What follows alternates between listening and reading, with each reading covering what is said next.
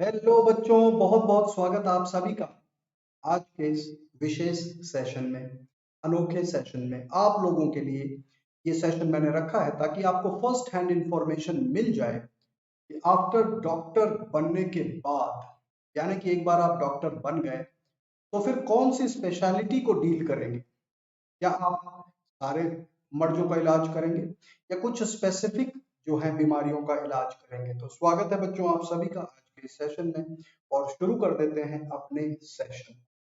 आप लोगों को सेशन में आखिरी तक रहना है क्योंकि इस सेशन के अंत में एक बड़ा ही इंपॉर्टेंट मैसेज मैं आपके साथ शेयर करने वाला हूँ। और इसके बाद, इसके अलावा एक और बड़ी इंपॉर्टेंट चीज, आपको मैं 2-3 टास्क दूंगा इस सेशन के दौरान जो आपको ढूंढ करके निकालना है। यानी कि आपको एक टास्क भी पूरा करना है सेशन के साथ साथ। ठीक है, तो एक बार फिर स्वागत है आप सभी का। और मैं आपके साथ अब शेयर करने जा रहा हूँ कि मेडिकल प्रोफेशन में क्या क्या चैलेंजेस आते हैं और क्या क्या जो अलग अलग डिविजन्स हैं, डिस्टिंक्शंस हैं, किन किन चीजों में स्पेशलिटीज होती हैं और कौन कौन सी स्पेशलिटीज आपके काम की है। हो सकता है सारी स्पेशलिटी आपके काम की ना हो, आपके फायदे की ना हो, लेकिन कुछ स्पेशलिटीज हैं जो आपके लेवल की हैं, आपके लायक की हैं, आप जो सोचते हैं उससे मिलती जुलती स्पेशलिटीज। तो चलिए, स्वागत है बच्चों आप सभी का आज के सेशन में। एक बार मैं क्विकली देख लेता हूँ कौन कौन से बच्चे आ गए हैं। सेशन थोड़ा लंबा है, डिटेल में है, तो आप लोग अपना वक्त लेकर के आए होंगे, मुझे इस बात का पूरा भरोसा है। और जो बच्चे कहीं इधर उधर फंसे हुए हैं अभी किसी और कार्य में, उनको जब भी मौका मिले इस सेशन को जरूर देखें और सेशन के आखिरी में जो मैसेज है वो मैसेज भी आप तक पहुंचे, इसकी मैं कोशिश करूंगा। और एक छोटा सा टास्क आपके साथ शेयर करने जा रहा हूं, जो टास्क आपको ध्यान में रखना है और आपको उस टास्क को अंजाम देना है सेशन के दौरान। ठीक है, रुद्र आ चुके हैं, सिद्धार्थ, अनिल कुमार, ऋषु, ऋषु ने भाई बहुत सारे इमोजीज भेजे हैं, क्या बात है। आयुष, प्रज्ञा, इसके अलावा लता आ चुकी है, शीर्षो आ चुके हैं, रिया, ज्योति, मीनू, श्योली, रीमो, राजेश, ज्योति, और भी बहुत सारे बच्चे हैं, पप्पू आ चुके हैं, नेहा आ चुके हैं। मैं एक बार क्विकली आप सबके नाम देख लेता हूँ क्योंकि इसके बाद मुझे भी मौका नहीं मिलेगा और ना आपको। तो जितने बच्चे सेशन में हैं सेशन को लाइक भी करें और सेशन को आगे बढ़ाते हैं। तो चलिए शुरू कर देते हैं आज के अपने इस सेशन को। बहुत सारे बच्चे, आज संडे का दिन है, कुछ किसी न किसी एग्जाम्स में फंसे रहते हैं, कुछ बच्चे टेस्ट लिख रहे होते हैं, कुछ बच्चे प्रैक्टिस कर रहे होते हैं, कुछ बच्चे और भी कुछ अलग अलग सेशंस, जो संडे के दिन हम स्पेशल क्लासेस भी लेते हैं। इसी क्रम में आज एक और स्पेशल क्लास रखी हुई है मैंने। संडे है, शाम को 6 बजे आप सब के लिए एक स्पेशल क्लास है। उस स्पेशल क्लास में हम बैक्टीरियल कल्चर के बारे में जानेंगे, किस तरह से बैक्टीरिया की ग्रोथ होती है, कराई जाती है लैब में टेस्टिंग से पहले, और कैसे ग्राम स्टेनिंग प्रोसेस को अंजाम दिया जाता है और क्या फायदे हैं उस ग्राम स्टेनिंग प्रोसेस के। पूरा का पूरा सेशन ही इसी टॉपिक के ऊपर रखा है मैंने, ताकि आपको बहुत अच्छे से ग्राम स्टेनिंग प्रोसेस, उसके मिलने वाले फायदे, उसको करने में कुछ चैलेंजेस, उन बाधाओं के बारे में पूरी की पूरी फर्स्ट हैंड इंफॉर्मेशन हो जाएगी। क्योंकि वैसे जब हम टॉपिक के थ्रू पढ़ते हैं बच्चों तो इतना डिटेल में कई बार नहीं हो पाता ग्राम स्टेनिंग, शॉर्ट में स्टेप्स बता दिए जाते हैं और उसकी वजह से आपकी जो बेसिक अंडरस्टैंडिंग है वो रह जाती है। लेकिन gram staining process medical diagnosis में, बैक्टीरियल यानी कि इंफेक्शियस डिजीज के डायग्नोसिस में बहुत अहम टूल है, तो उस टूल को हम नेग्लेक्ट नहीं कर सकते, उसके बारे में हमें जानकारी लेनी ही लेनी है। तो स्पेशल क्लास है शाम को 6 बजे। अभी तो बात करने वाले हैं मेडिकल स्पेशलिटीज के बारे में। What are the different and important medical specialities, और जिन मेडिकल स्पेशलिटीज में जुड़ करके आप भी अपने करियर को बहुत उम्दा बना सकते हैं। आज के सेशन में स्वागत है आप सभी बच्चों का। जितने बच्चे हैं भाई, लाइक उससे अधिक होने चाहिए, सीधी सी बात है। जितने बच्चे हैं उससे अधिक लाइक्स होने चाहिए, इस चीज का जरूर ध्यान रखें। पार्थ, किशोर, प्रज्ञा, अजहर, शुभम, कुलदीप, टीएक्स, एम्स दिल्ली, जब बिल्कुल पहुंचेंगे बच्चों, आप अपने मुकाम तक बिल्कुल पहुंचेंगे। एम्स दिल्ली क्या, आप जिस मेडिकल कॉलेज में जाना चाहें वहां पहुंचेंगे। मैं ऐसी बात क्यों कह रहा हूं, क्योंकि एम्स दिल्ली एक इकलौता सबसे बेस्ट मेडिकल कॉलेज नहीं है हमारी कंट्री का। जिपमर है, एएफएमसी है, इसके अलावा और भी बहुत सारे मेडिकल कॉलेजेस हैं जो टॉप रैंकिंग में आते हैं। ऑफ कोर्स सारे के सारे अच्छे हैं। आज की डेट में हमारे देश में काफी ज्यादा तरक्की हुई है मेडिकल फैसिलिटीज को लेकर के, और इसी क्रम में आपको मैं बता दूं, जो नॉर्मल मेडिकल कॉलेजेस गिने जाते थे देश के दूर दराज के हिस्सों में, आज वहां पर भी मेडिकल फैसिलिटीज काफी उम्दा पहुंच चुकी हैं। तो कहने का मतलब है आपको फर्स्ट हैंड एक्सपीरियंस तो मिलने ही वाला है किसी भी मेडिकल कॉलेज में जाएं। और जिनको आप टॉप रैंकिंग समझते हैं, जरूरी नहीं है कि आप एमबीबीएस में ही वहां एडमिशन लें, एमडी भी कर सकते हैं वहां से। ऐसी कोई आवश्यकता नहीं है कि भाई एमबीबीएस ही करना पड़ेगा, लेकिन कोशिश यही रखनी चाहिए कि आपकी रैंक टॉप रैंकिंग रहे और आपको कंट्री का बेस्ट मेडिकल कॉलेज मिले। मेरी शुभकामनाएं आप सभी के साथ। और मेडिकल कॉलेज में एडमिशन के बाद आपका थॉट प्रोसेस कैसा होना चाहिए, किस तरह से आप डिसाइड करेंगे कौन सी स्पेशलिटी आपको सूट करती है, इसके बारे में आज ही मैं इंफॉर्मेशन दे दूंगा आपको।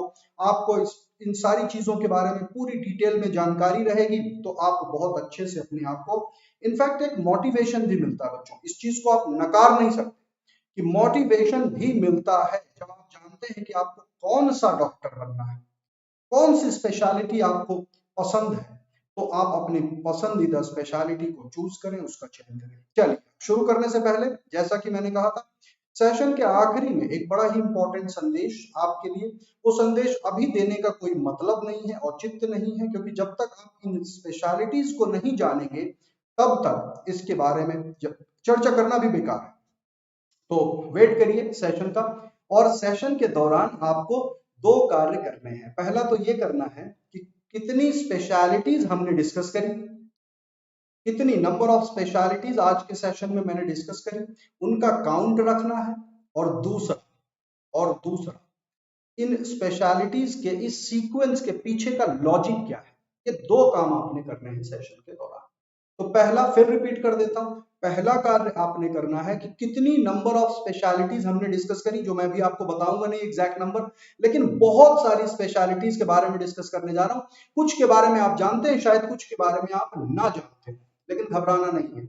तो इन स्पेशलिटीज के बारे में चर्चा करेंगे, आपको काउंट रखना है उन स्पेशलिटीज का। और आप सब डॉक्टर बनने जा रहे हैं, तो आपको लॉजिक को पकड़ने की क्षमता होनी चाहिए। आपको बताना है कि ये जो ऑर्डर मैंने चूज किया है, ये किस लॉजिक के आधार पर चूज किया और क्यों चूज किया यही ऑर्डर, किसी और ऑर्डर में मैंने क्यों नहीं इन स्पेशलिटीज के बारे में जानकारी ली। ठीक है, अब शुरू करने से पहले एक बार फिर देख लेता हूं आप सबको चैलेंज मंजूर है कि नहीं। मैं भी इंतजार कर रहा था मेरे सारे के सारे बच्चे आ जाएं, and that's it is. Happy Dussehra बच्चों to each one of you. ठीक है, हैप्पी दशहरा टू एवरीवन। जैसे बुराई पर अच्छाई की जीत का प्रतीक हमारा यह दशहरा, इसी तरह बीमारी पर इलाज की जीत हमारे डॉक्टर्स यानी कि आप सब। हर बीमारी से लड़ने की क्षमता ईश्वर आपको दे। आपके हाथ में ऐसा हुनर आए कि जिस पेशेंट को आप टच कर लें वो आधा तो वैसे ही ठीक हो जाए। बहुत बड़ी बात है बच्चों ये, है ना। ऐसा शिफा होना चाहिए आपके हाथ में कि जिस पेशेंट को आप टच कर लें वो पेशेंट आधा तो वैसे ही ठीक हो जाए, मतलब उसको ये भरोसा हो जाए, yes I am in safe hands. ऐसा डॉक्टर बनना चाहिए। डिग्री होल्डर डॉक्टर से काम सिर्फ नहीं चलने वाला है, डिग्री के साथ साथ आपके अंदर स्किल भी होनी चाहिए, क्योंकि जिन स्पेशलिटीज के बारे में मैं चर्चा करने जा रहा हूं आपको देख करके रोंगटे खड़े हो जाएंगे कि अगर स्किल मिसिंग है तो कहां से कहां हो सकता है, क्या से क्या हो सकता है। इतना सीधा ना समझें इस फील्ड को, इस प्रोसेस को, इस ट्रेनिंग को आप आसान ना समझिए। एमबीबीएस की जो ट्रेनिंग है बच्चों वो बिल्कुल भी आसान नहीं है। ठीक है, और मैं हमेशा कहता हूं आप लोगों से, हर बार मैं यही शेयर करता हूं कि जिन बच्चों को थोड़ा सा भी डर लगता है मेडिसिन से, ब्लड से, इस तरह की जटिलताओं से, वो बिल्कुल भी अपना हौसला ना बनाए। बेकार है, मैं जबरदस्ती नहीं कह रहा, मैं किसी को जबरदस्ती नहीं कह रहा कि नहीं भाई आप डॉक्टर बन जाओ। नहीं बच्चे, इट इज योर चॉइस। आपने चूज किया है इस फील्ड को, तो अब आपको इसमें इंटरेस्ट जगाना ही पड़ेगा। मैं थोड़ी इंटरेस्ट जगाऊंगा, मैं थोड़ी कहूंगा आपसे कि बच्चे प्लीज डॉक्टर बन जाइए, कंट्री को बहुत डॉक्टर्स की जरूरत है। ऐसे डॉक्टर नहीं बना करते। डॉक्टर बनने के लिए एक बेसिक थोड़ी सी मशीनरी होती है, वो आपके माइंड में होती है, यानी कि माइंड सेट होना चाहिए डॉक्टर बनने से पहले। ठीक है, चलो तो let us start. 1 2 3 guess which is the first speciality I am going to discuss about. चलिए आगे बढ़ते हैं और देखते हैं आज की अपनी पहली स्पेशलिटी को। तो शुरुआत करते हैं एलर्जिस्ट और इम्यूनोलॉजिस्ट से। शायद आपको समझ में आ गया हो कि क्यों शुरुआत इम्यूनोलॉजिस्ट से हो रही है, यानी कि इम्यूनिटी बिल्ड कराने का काम। जिन लोगों की इम्यूनिटी कमजोर हो गई है उनकी इम्यूनिटी को स्ट्रॉन्ग कराने का काम, इस तरह के काम करते हैं हमारे एलर्जिस्ट और इम्यूनोलॉजिस्ट। बड़ा ही इंपॉर्टेंट, बहुत एक होलिस्टिक अप्रोच की आवश्यकता होती है इस तरह की मेडिकल फैसिलिटी। ध्यान दीजिए बच्चे, जो इम्यूनोलॉजिस्ट होते हैं या जो एलर्जिस्ट होते हैं, इनका यूजुअली ऑपरेशन का वर्क नहीं होता, यानी कि ये सर्जरी से रिलेटेड नहीं है। ये बहुत तरह के टेस्ट से रिलेटेड है, बहुत तरह के टेस्ट के कंक्लूजन से रिलेटेड है। यानी कि आप समझ सकते हैं कि अगर आपको केमिस्ट्री बहुत पसंद है और बायोकेमिस्ट्री बहुत पसंद है तो आपके लिए ये बहुत इंपॉर्टेंट फील्ड है। एलर्जिस्ट या इम्यूनोलॉजिस्ट करते क्या है? इम्यून सिस्टम के डिसऑर्डर्स को ट्रीट करने का काम है, जैसे कि एस्थमा हो गया, एक्जिमा हो गया, फूड एलर्जीज हो गए, इंसेक्ट स्टिंग एलर्जीज, किसी ततैये ने काट लिया, हनी बी ने डंक मार दिया, तो इस तरह के जो दिक्कतें हो सकती हैं, तो आप अलग अलग इंसान में अलग अलग तरह के रिएक्शंस देखने को मिलते हैं। तो इम्यूनोलॉजिस्ट के यही काम होते हैं कि जो बॉडी के अलग अलग इम्यून रिस्पॉन्सेज हैं, एलर्जिक रिएक्शंस हैं, एलर्जिक रेस्पॉन्सेज हैं, उनसे डील करते हैं इम्यूनोलॉजिस्ट। ठीक है, इम्यूनोलॉजिस्ट के पास मसलन कोई केस आया कि किसी को एस्थमा की शिकायत या किसी को ब्रोंकाइटिस की शिकायत है, ये एक जैसी चीजें हैं, एस्थमा और ब्रोंकाइटिस रेस्पिरेटरी सिस्टम की डिजीजेस हैं, इनसे पीड़ित है कोई इंसान, तो क्या होगा? उसको रीड करने की जरूरत है, चीजों को समझने की जरूरत है। तो कहने का मतलब है इसके बारे में इतने बच्चे जानते भी नहीं और बहुत से बच्चे इसमें इंटरेस्ट भी नहीं रखते, लेकिन ये बड़ी इंपॉर्टेंट चीज है। सोचिए, आज की डेट में हमारी दुनिया जिस कहर से गुजर रही है उस कहर का ट्रीटमेंट इन्हीं लोगों के पास है। एलर्जिस्ट हैं, इम्यूनोलॉजिस्ट हैं, जो अलग अलग तरीके से इनको ट्रीट करने की कोशिश। फूड एलर्जीज के बारे में थोड़ा सा जिक्र करता हूं और आगे फिर इनके बारे में बताता हूं।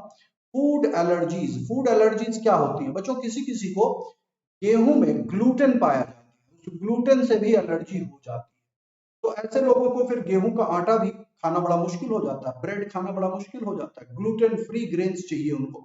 ठीक है, इसके अलावा कई इंसानों में नॉन वेजिटेरियन फूड से एलर्जी हो जाती है, जैसे कॉमन एलर्जी है क्रैब खाने से, केकड़ा खाने से बहुत लोगों में allergic conditions, allergic immune responses आते हैं। ठीक है, तो इन उनको भी आइडेंटिफाई करने की आवश्यकता है। अब मैं आपको एक छोटी सी कहानी बताता हूँ। कहानी क्या, रियल स्टोरी है। एक छोटे बच्चे के लेकर के, 8 से 10 साल का बच्चा था और मेरे नोन में था। आज की कहानी नहीं है, अब वो बच्चा भी बहुत बड़ा हो चुका है।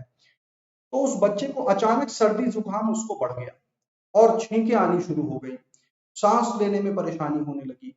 बहुत से डॉक्टर को दिखाना शुरू किया उनके पेरेंट्स ने, किसी से भी फायदा नहीं हुआ।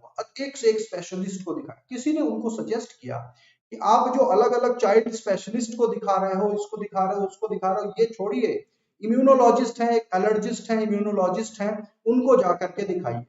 ठीक है, वो गए इम्यूनोलॉजिस्ट के पास, उन्होंने पूरा टेस्ट किया, सब कुछ किया।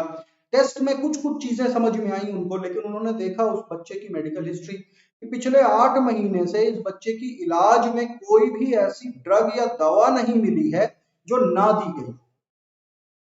समझ में आई बात? लेकिन वो रिकर कर रहा था, कहीं ना कहीं आ रहा था। अब you would be amazed to know, उनका डायग्नोसिस प्रोसेस इतना बढ़िया था कि उन्होंने पहला प्रश्न किया, कहते घर के आसपास कहीं कंस्ट्रक्शन तो नहीं हो रहा है? कहते हाँ, कंस्ट्रक्शन तो हो रहा है, एक बिल्डिंग बन रही है, पिछले 5, 6, 8 महीने से बन रही है, यानी कि नींव की खुदाई हुई, फिर उसके बाद उसमें कंस्ट्रक्शन शुरू हुआ, अभी कहते कुछ ना कुछ चल ही रहा है। उन्होंने कहा इस बच्चे को उस इलाके से थोड़े दिन दूर रख दीजिए और जो दवा दे रहा हूं मैं, ये दवा का सेवन। यू वोंट बिलीव बच्चे कि हफ्ते भर की दवा में वो बच्चा ठीक हो गया और उसके बाद रिकर नहीं हुआ वो कंडीशन एक बार भी। तो ये काबिले तारीफ डायग्नोसिस थी इम्यूनोलॉजिस्ट वगैरह और जो एलर्जिस्ट होते हैं इनकी। ठीक है, एक और ट्रीटमेंट है, एक और इसमें जो है ब्रांच है, पल्मोनोलॉजिस्ट, जो सिर्फ लंग को ट्रीट करते हैं, लंग के कंडीशन को ट्रीट करते हैं, रेस्पिरेटरी सिस्टम के कंडीशंस को ट्रीट करते हैं। लेकिन इम्यूनोलॉजिस्ट एंड एलर्जिस्ट सारे के सारे कंडीशन, बॉडी में कोई भी एलर्जी हो सकती, जरूरी थोड़ी है एस्थमा ही होगा, दमा ही होगा। एक्जिमा हो सकता है, एक्जिमा एक तरह का स्किन डिसऑर्डर है जिसमें स्किन में रेड फ्लेक्स वगैरह निकलने लगते हैं। आपको जान करके आश्चर्य होगा, एक्जिमा का आज तक कोई इलाज नहीं निकला। There is no treatment for eczema. हालांकि कुछ होम्योपैथिक डॉक्टर जरूर इस बात को क्लेम करते हैं कि उन्होंने एक्जिमा का इलाज ढूंढ लिया है, लेकिन परफेक्ट इलाज है ही नहीं एक्जिमा का। ये ऐसा मेडिकल कंडीशन है, अगर ये फैल जाए तो पूरी बॉडी में, किसी भी इंसान के पूरी बॉडी में रैशेस पड़ सकते हैं, जीना दूभर हो सकता है। अरे भाई, स्किन ही तो हमारा कपड़ा है। हमारी बॉडी के ऊपर जो स्किन है, it is the largest organ of our body. अगर पूरी की पूरी स्किन में इफेक्ट हो जाए, सोचिए क्या कुछ नहीं हो सकता। तो ये देख लीजिए किस तरह से इम्यूनिटी वाले सेल्स जा करके डिफरेंट एंटीजेंस को, एंटीजेंस के साथ एंटीबॉडीज का योगदान, और फिर उनको खत्म कर दिया जाता है। अच्छा, इंसेक्ट स्टिंग एलर्जीज, मान लीजिए कोई ब्राजील के जंगलों में गया, किसी इंसेक्ट ने काट लिया, हो सकता है कोई डिजीज। ऑटो इम्यून डिजीजेस में भी ये ध्यान देते। ठीक है, अब चलिए इस स्पेशलिटी के बारे में थोड़ा सा और जानते हैं। क्लिनिकल एलर्जिस्ट या immunologist work with patients directly, direct इनका पेशेंट के साथ डीलिंग होता है। During the initial visit they may ask question regarding a persons current symptoms. क्या करंट सिम्टम्स हैं, उन करंट सिम्टम्स से रिलेटेड। करंट मेडिकेशन, कौन सी दवाइयां ले रहे हैं, ये चीजें पूछते हैं। Previous treatment and their effect, exposure to environmental toxins and family mediated history.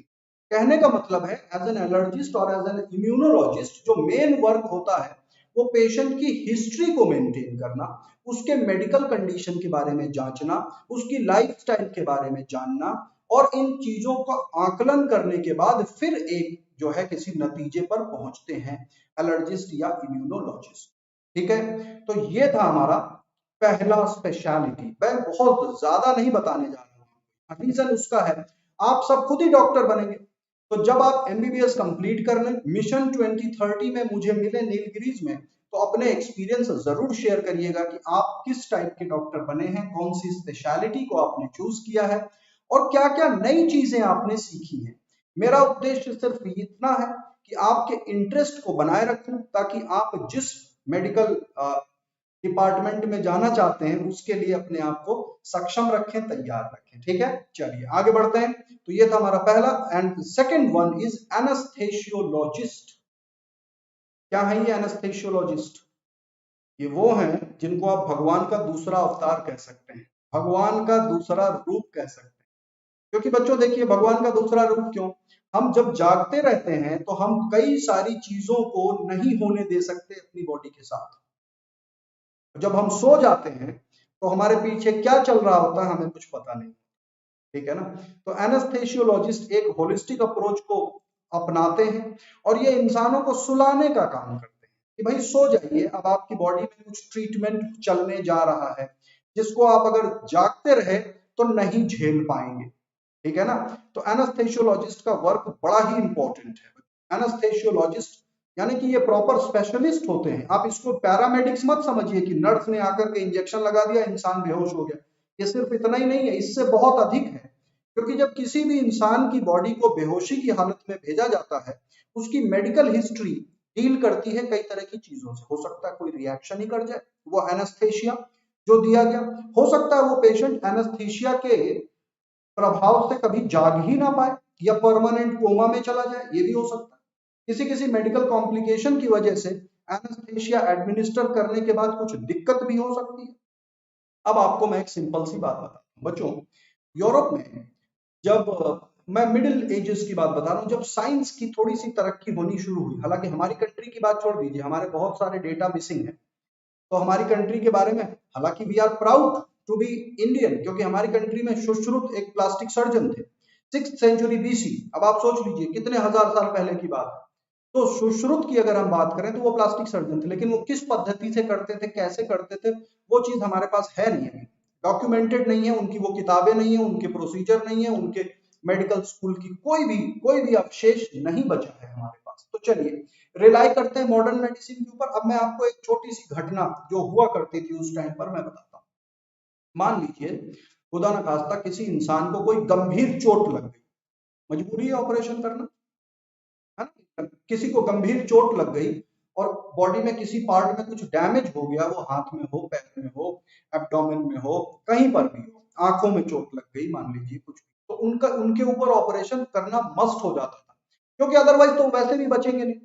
लग चुकी है, गंभीर चोट लग चुकी है, कुछ तो ट्रीटमेंट होगा। तो उस कुछ ट्रीटमेंट के बारे में मैं आपको बताने जा रहा हूँ। अच्छा, दूसरा एक और है कि किसी के पेट में मान लीजिए कोई ट्यूमर मिल गया या इस तरह का कुछ हो गया, डॉक्टर ने कहा इनका बचाना मुश्किल है और ट्यूमर हटाना पड़ेगा। हालांकि स्कैनिंग वगैरह तो थी नहीं, तो मेनली जो चोट लग जाया करती थी, टर्मिनल इलनेस, जिनको हम ट्रॉमेटिक कंडीशंस बोलते हैं, ट्रॉमा में कोई चला गया, बहुत तगड़ा एक्सीडेंट हो गया, पहले भी हुआ करते थे एक्सीडेंट, तो उस केसेस में क्या, पेशेंट ईश्वर से प्रार्थना करता था कि हे ईश्वर मुझे उठा लो। क्यों? क्योंकि जो ऑपरेशन होता था बच्चों, वो बिना किसी एनेस्थेशिया के होता था। 8-10 हट्टे कट्टे लोग पकड़ के ऑपरेशन टेबल पर लिटा दिया करते थे उस पेशेंट को। वो तो वैसे ही दर्द से करा रहा है, अब उसके ऊपर उसके होशो हवास में, क्योंकि सुलाने का कोई प्रोसेस नहीं है, इतने दर्द में वो सो सकता नहीं है, पूरे होशो हवास में उसके ऊपर ऑपरेशन शुरू करते थे डॉक्टर। 50% पेशेंट्स उस दर्द को नहीं झेल पाते थे, ऑपरेशन टेबल पर ही दम तोड़ देते थे 50%।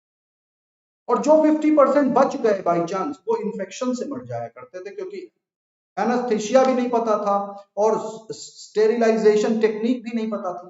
तो बच्चों, स्टेरिलाइजेशन टेक्निक तो लुइस पैस्चर के और एडवर्ड जेनर के, इन इन जैसे महान जो रिसर्चर्स थे, इनके वर्क के कारण तो एस्टैब्लिश हो गया था स्टेरॉइड।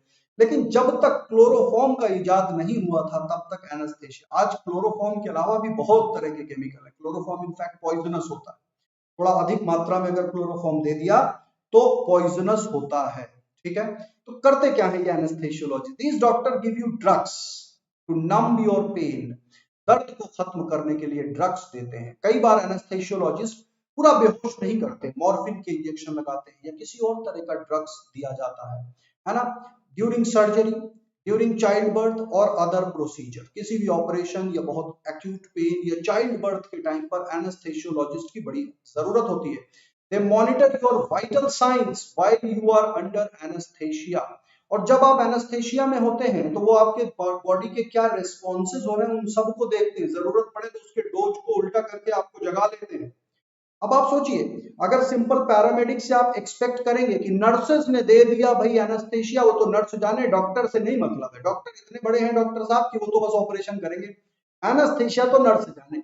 ऐसा नहीं है बच्चों, लगाते जरूर नर्सेज हैं, देते जरूर हैं मेडिसिन कई बार, लेकिन वो सब कुछ डॉक्टर के सुपरविजन में होता है। Doctor is going to be the extreme engineer here, जो सारी प्रोसीजर को गाइड करता है। समझ में आई बात ना? ये स्पेशलिस्ट फिजिशियन क्या करते हैं? They play a much wider role than just putting people to sleep for surgery. यही मैं आपको बताने की कोशिश कर रहा था, इनका बहुत बड़ा रोल है। ये सिर्फ सुलाने का काम नहीं करते, सुलाने से पहले और सुलाने के बाद और सोते रहने के दौरान भी जो चेंजेस होते हैं, उन सब चीज को ये मॉनिटर करते हैं। ये देख लीजिए, ये पेशेंट है, इन पेशेंट को अब सुलाने की आवश्यकता है, यानी कि कोई ऑपरेशन होने जा रहा है, तो उनको एक किताब दी गई पढ़ने के लिए और वो पढ़ते पढ़ते ही सो गए। आई बात समझ में? किताब दी गई उनको पढ़ने के लिए कि ये पढ़िए क्या लिखा हुआ है, लेकिन वो बेचारे पढ़ते पढ़ते ही सो गए। समझ में आ रही बात? दवा लग चुकी है, दवा दी जा चुकी है, अब आगे की कहानी सिर्फ बहलाने की है। बता करके एनेस्थीसिया नहीं दिया जाता कि अब हम आपको बेहोश करने जा रहे हैं। पेशेंट तो आधा वैसे घबरा जाए कि पता नहीं अब क्या करने जा रहे हैं मेरे ऊपर। तो ये बहुत जरूरी है, एज अ डॉक्टर आपको आपको पर्सनालिटी प्लीजिंग रखनी पड़ेगी। ये नहीं कि डॉक्टर साहब आ रहे हैं, पेशेंट देख के थर थर कांप जाए कि ये डॉक्टर है या यमराज के भेजे हुए दूत। ऐसा नहीं होना चाहिए। अब मैं इसमें बता रहा हूं, इसका मतलब ये नहीं होता कि you should be good looking, you should be very handsome, you should be fair complexion, nothing like that, but you should have an approach towards the patient, है ना? यहाँ पर बात होती है आपके अप्रोच की, आपके तौर तरीकों की। ये डजंट मैटर कि आप बड़े सोफिस्टिकेटेड होने चाहिए, नॉट एट ऑल, ये मैटर नहीं करता। मैटर करता है कि पेशेंट आपके ऊपर ट्रस्ट करे और फिर वो आगे की कहानी को अंजाम दिया जा सके। ठीक है, समझ में आ गया? प्रज्ञा कह रहे हैं डाकू डॉक्टर, तो डाकू डॉक्टर हो गए तो बड़ी मुश्किल की बात है। वैसे बच्चों मजाक नहीं कर रहा, लेकिन ऐसे डाकू बड़े सारे हैं जो होता कुछ है और बताते कुछ है और लूट लेते हैं। मैं एक हॉस्पिटल का नाम नहीं लूंगा, वो हॉस्पिटल बंद हो चुका है, बहुत बड़ा हॉस्पिटल दिल्ली में था, मतलब बिल्डिंग अभी भी है लेकिन हॉस्पिटल बंद है। जो बच्चे दिल्ली से होंगे उनको पता होगा, मैं द्वारका की बात कर रहा हूँ। मैं हॉस्पिटल का नाम बिल्कुल भी नहीं लूंगा, ठीक है। तो द्वारका में वो बहुत बड़ी बिल्डिंग है, उस हॉस्पिटल में हम लोग नए नए गए थे द्वारका में, दिल्ली में द्वारका एक एरिया है, नए नए गए थे। मेरे ब्रदर की वाइफ के पेट में दर्द हुआ, रियल स्टोरी है, मेरे घर की बात है। ब्रदर के वाइफ के पेट में दर्द, ठीक है। लेके गए भाई, रात के वक्त था, अचानक इतना तगड़ा दर्द था वो कि सहन नहीं किया जा सकता। रात के वक्त ले गए, उन्होंने तुरंत उस हॉस्पिटल में एडमिट कर लिया, बोले जी हम एडमिट करके देख रहे हैं। और रात भर पता नहीं क्या दवाएं दी, दर्द नहीं कम हुआ। दर्द यानी कि लग रहा था कि दर्द की कम करने की दवा दे रही है, दर्द को बढ़ाने की दवा दे रहे हैं, दर्द बढ़ गया। सुबह वो हमें बुला करके कहते हैं कि अपेंडिक्स जो है, अपेंडिसाइटिस हो चुका है, अपेंडिक्स एकदम टर्मिनल स्टेज पर है और फटने वाला है, अपेंडिक्स फटने वाला। तो मैं उस वक्त घर पे नहीं था, ब्रदर ने मुझे फोन किया कि भैया ऐसी ऐसी बात है, ये कह रहे हैं कि ऑपरेशन करने की आवश्यकता है। मैंने कहा अच्छा क्या, कहाँ दर्द हो रहा है? तो उन्होंने दर्द का लोकेशन बताया। तो दर्द जो हो रहा था वो हो रहा था थोड़ा सा मतलब जहां पर अपेंडिसाइटिस हो सकता है राइट हैंड साइड उधर ही था, लेकिन थोड़ा ऊपर की तरफ हो रहा था दर्द, और अपेंडिक्स थोड़ा नीचे की तरफ पोजीटेड होता है। तो मुझे कुछ डाउट हुआ, मैंने कहा नहीं अभी आप ऑपरेशन मत कराओ, उनको वहां से निकालो। वहां से निकालना बड़ा मुश्किल हो गया, मतलब वो डिस्चार्ज करने को तैयार नहीं, बोले अरे आप ऐसे टर्मिनली इल पेशेंट को कैसे ले जा सकते हैं, कल को दिक्कत हो जाए। हमने कहा देखिए पेशेंट है हमारा, मतलब ब्रदर ने कहा, मैं तो था नहीं, पेशेंट है हमारा, हम किसी और कंसल्टेंट को दिखाना चाहते हैं, we are not trusting you guys, और हम ये ऑपरेशन करवाने को तैयार। इसके बाद मैंने, मेरे एक फ्रेंड थे एक दूसरे अच्छे बड़े हॉस्पिटल में, ठीक है, वहां मैंने उनको रेफर किया कि आप वहां जाकर के दिखाइए। वहां डॉक्टर ने डायग्नोस किया, चेक किया, उन्होंने बोला कि कुछ भी नहीं है, कोलन में स्वेलिंग है थोड़ी, और उन्होंने करीब 500 रुपए की दवाएं दी। एक हफ्ते में वो दर्द दूर हो गया। अब आप सोचिए 500 रुपए की दवाएं वर्सेस 70,000 का खर्चा बता रहे थे कि अपेंडिसाइटिस में 70,000 का खर्चा होगा। बात 70,000 की नहीं है या 500 की नहीं है, एक पेशेंट जिसको वो ट्रीटमेंट देने की आवश्यकता नहीं, क्यों ऑपरेट करेंगे आप? Why will you do the operation? बहुत गलत बात है। तो इसको डाकू डॉक्टर ही कहेंगे और क्या कहेंगे। हमें वहां से मुक्ति मिली, हम बचे। उसके बारे में बाद में पता चला कि यहाँ पर कुछ अच्छे अच्छे डॉक्टर भी जुड़े हुए हैं, हमने उन डॉक्टर्स के पास जाना छोड़ दिया। बाई चांस कोई एक और केस कुछ गड़बड़ हुआ और वहां पर ताला लग गया, हॉस्पिटल बंद हो गया।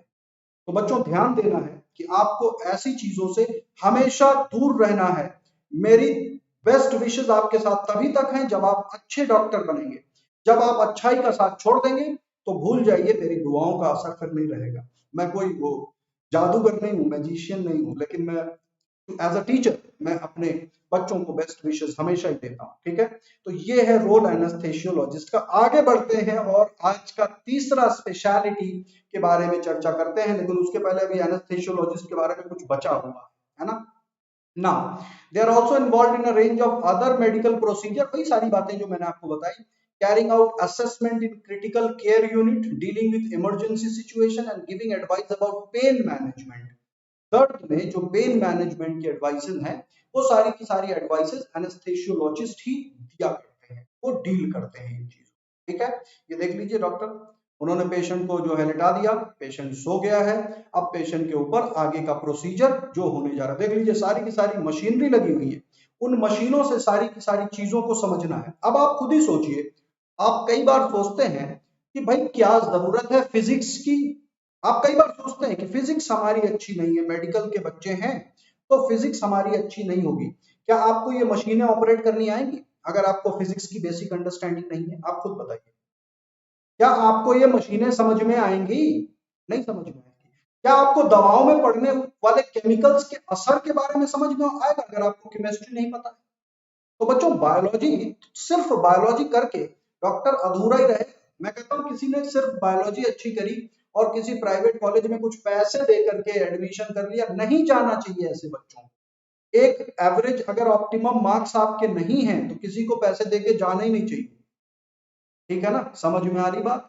तो ये चीज ध्यान से सुन लीजिए, क्योंकि आप पेशेंट की लाइफ के साथ खिलवाड़ करेंगे, ठीक है। मेरे नोन में जितने भी बच्चे थे, कई बच्चों ने नीट के एग्जाम दिया, वो ईयर बर्बाद नहीं करना चाहते थे। जिन बच्चों के भी 400 तक नंबर थे, यानी कि 400 के करीब, 380, 390, 396, 400 जिन्होंने भी क्रॉस नहीं किया, मैंने किसी बच्चे को एडवाइस नहीं किया कि आप जाके फॉरेन जाके पढ़ ले, कोई फायदा नहीं है बच्चे।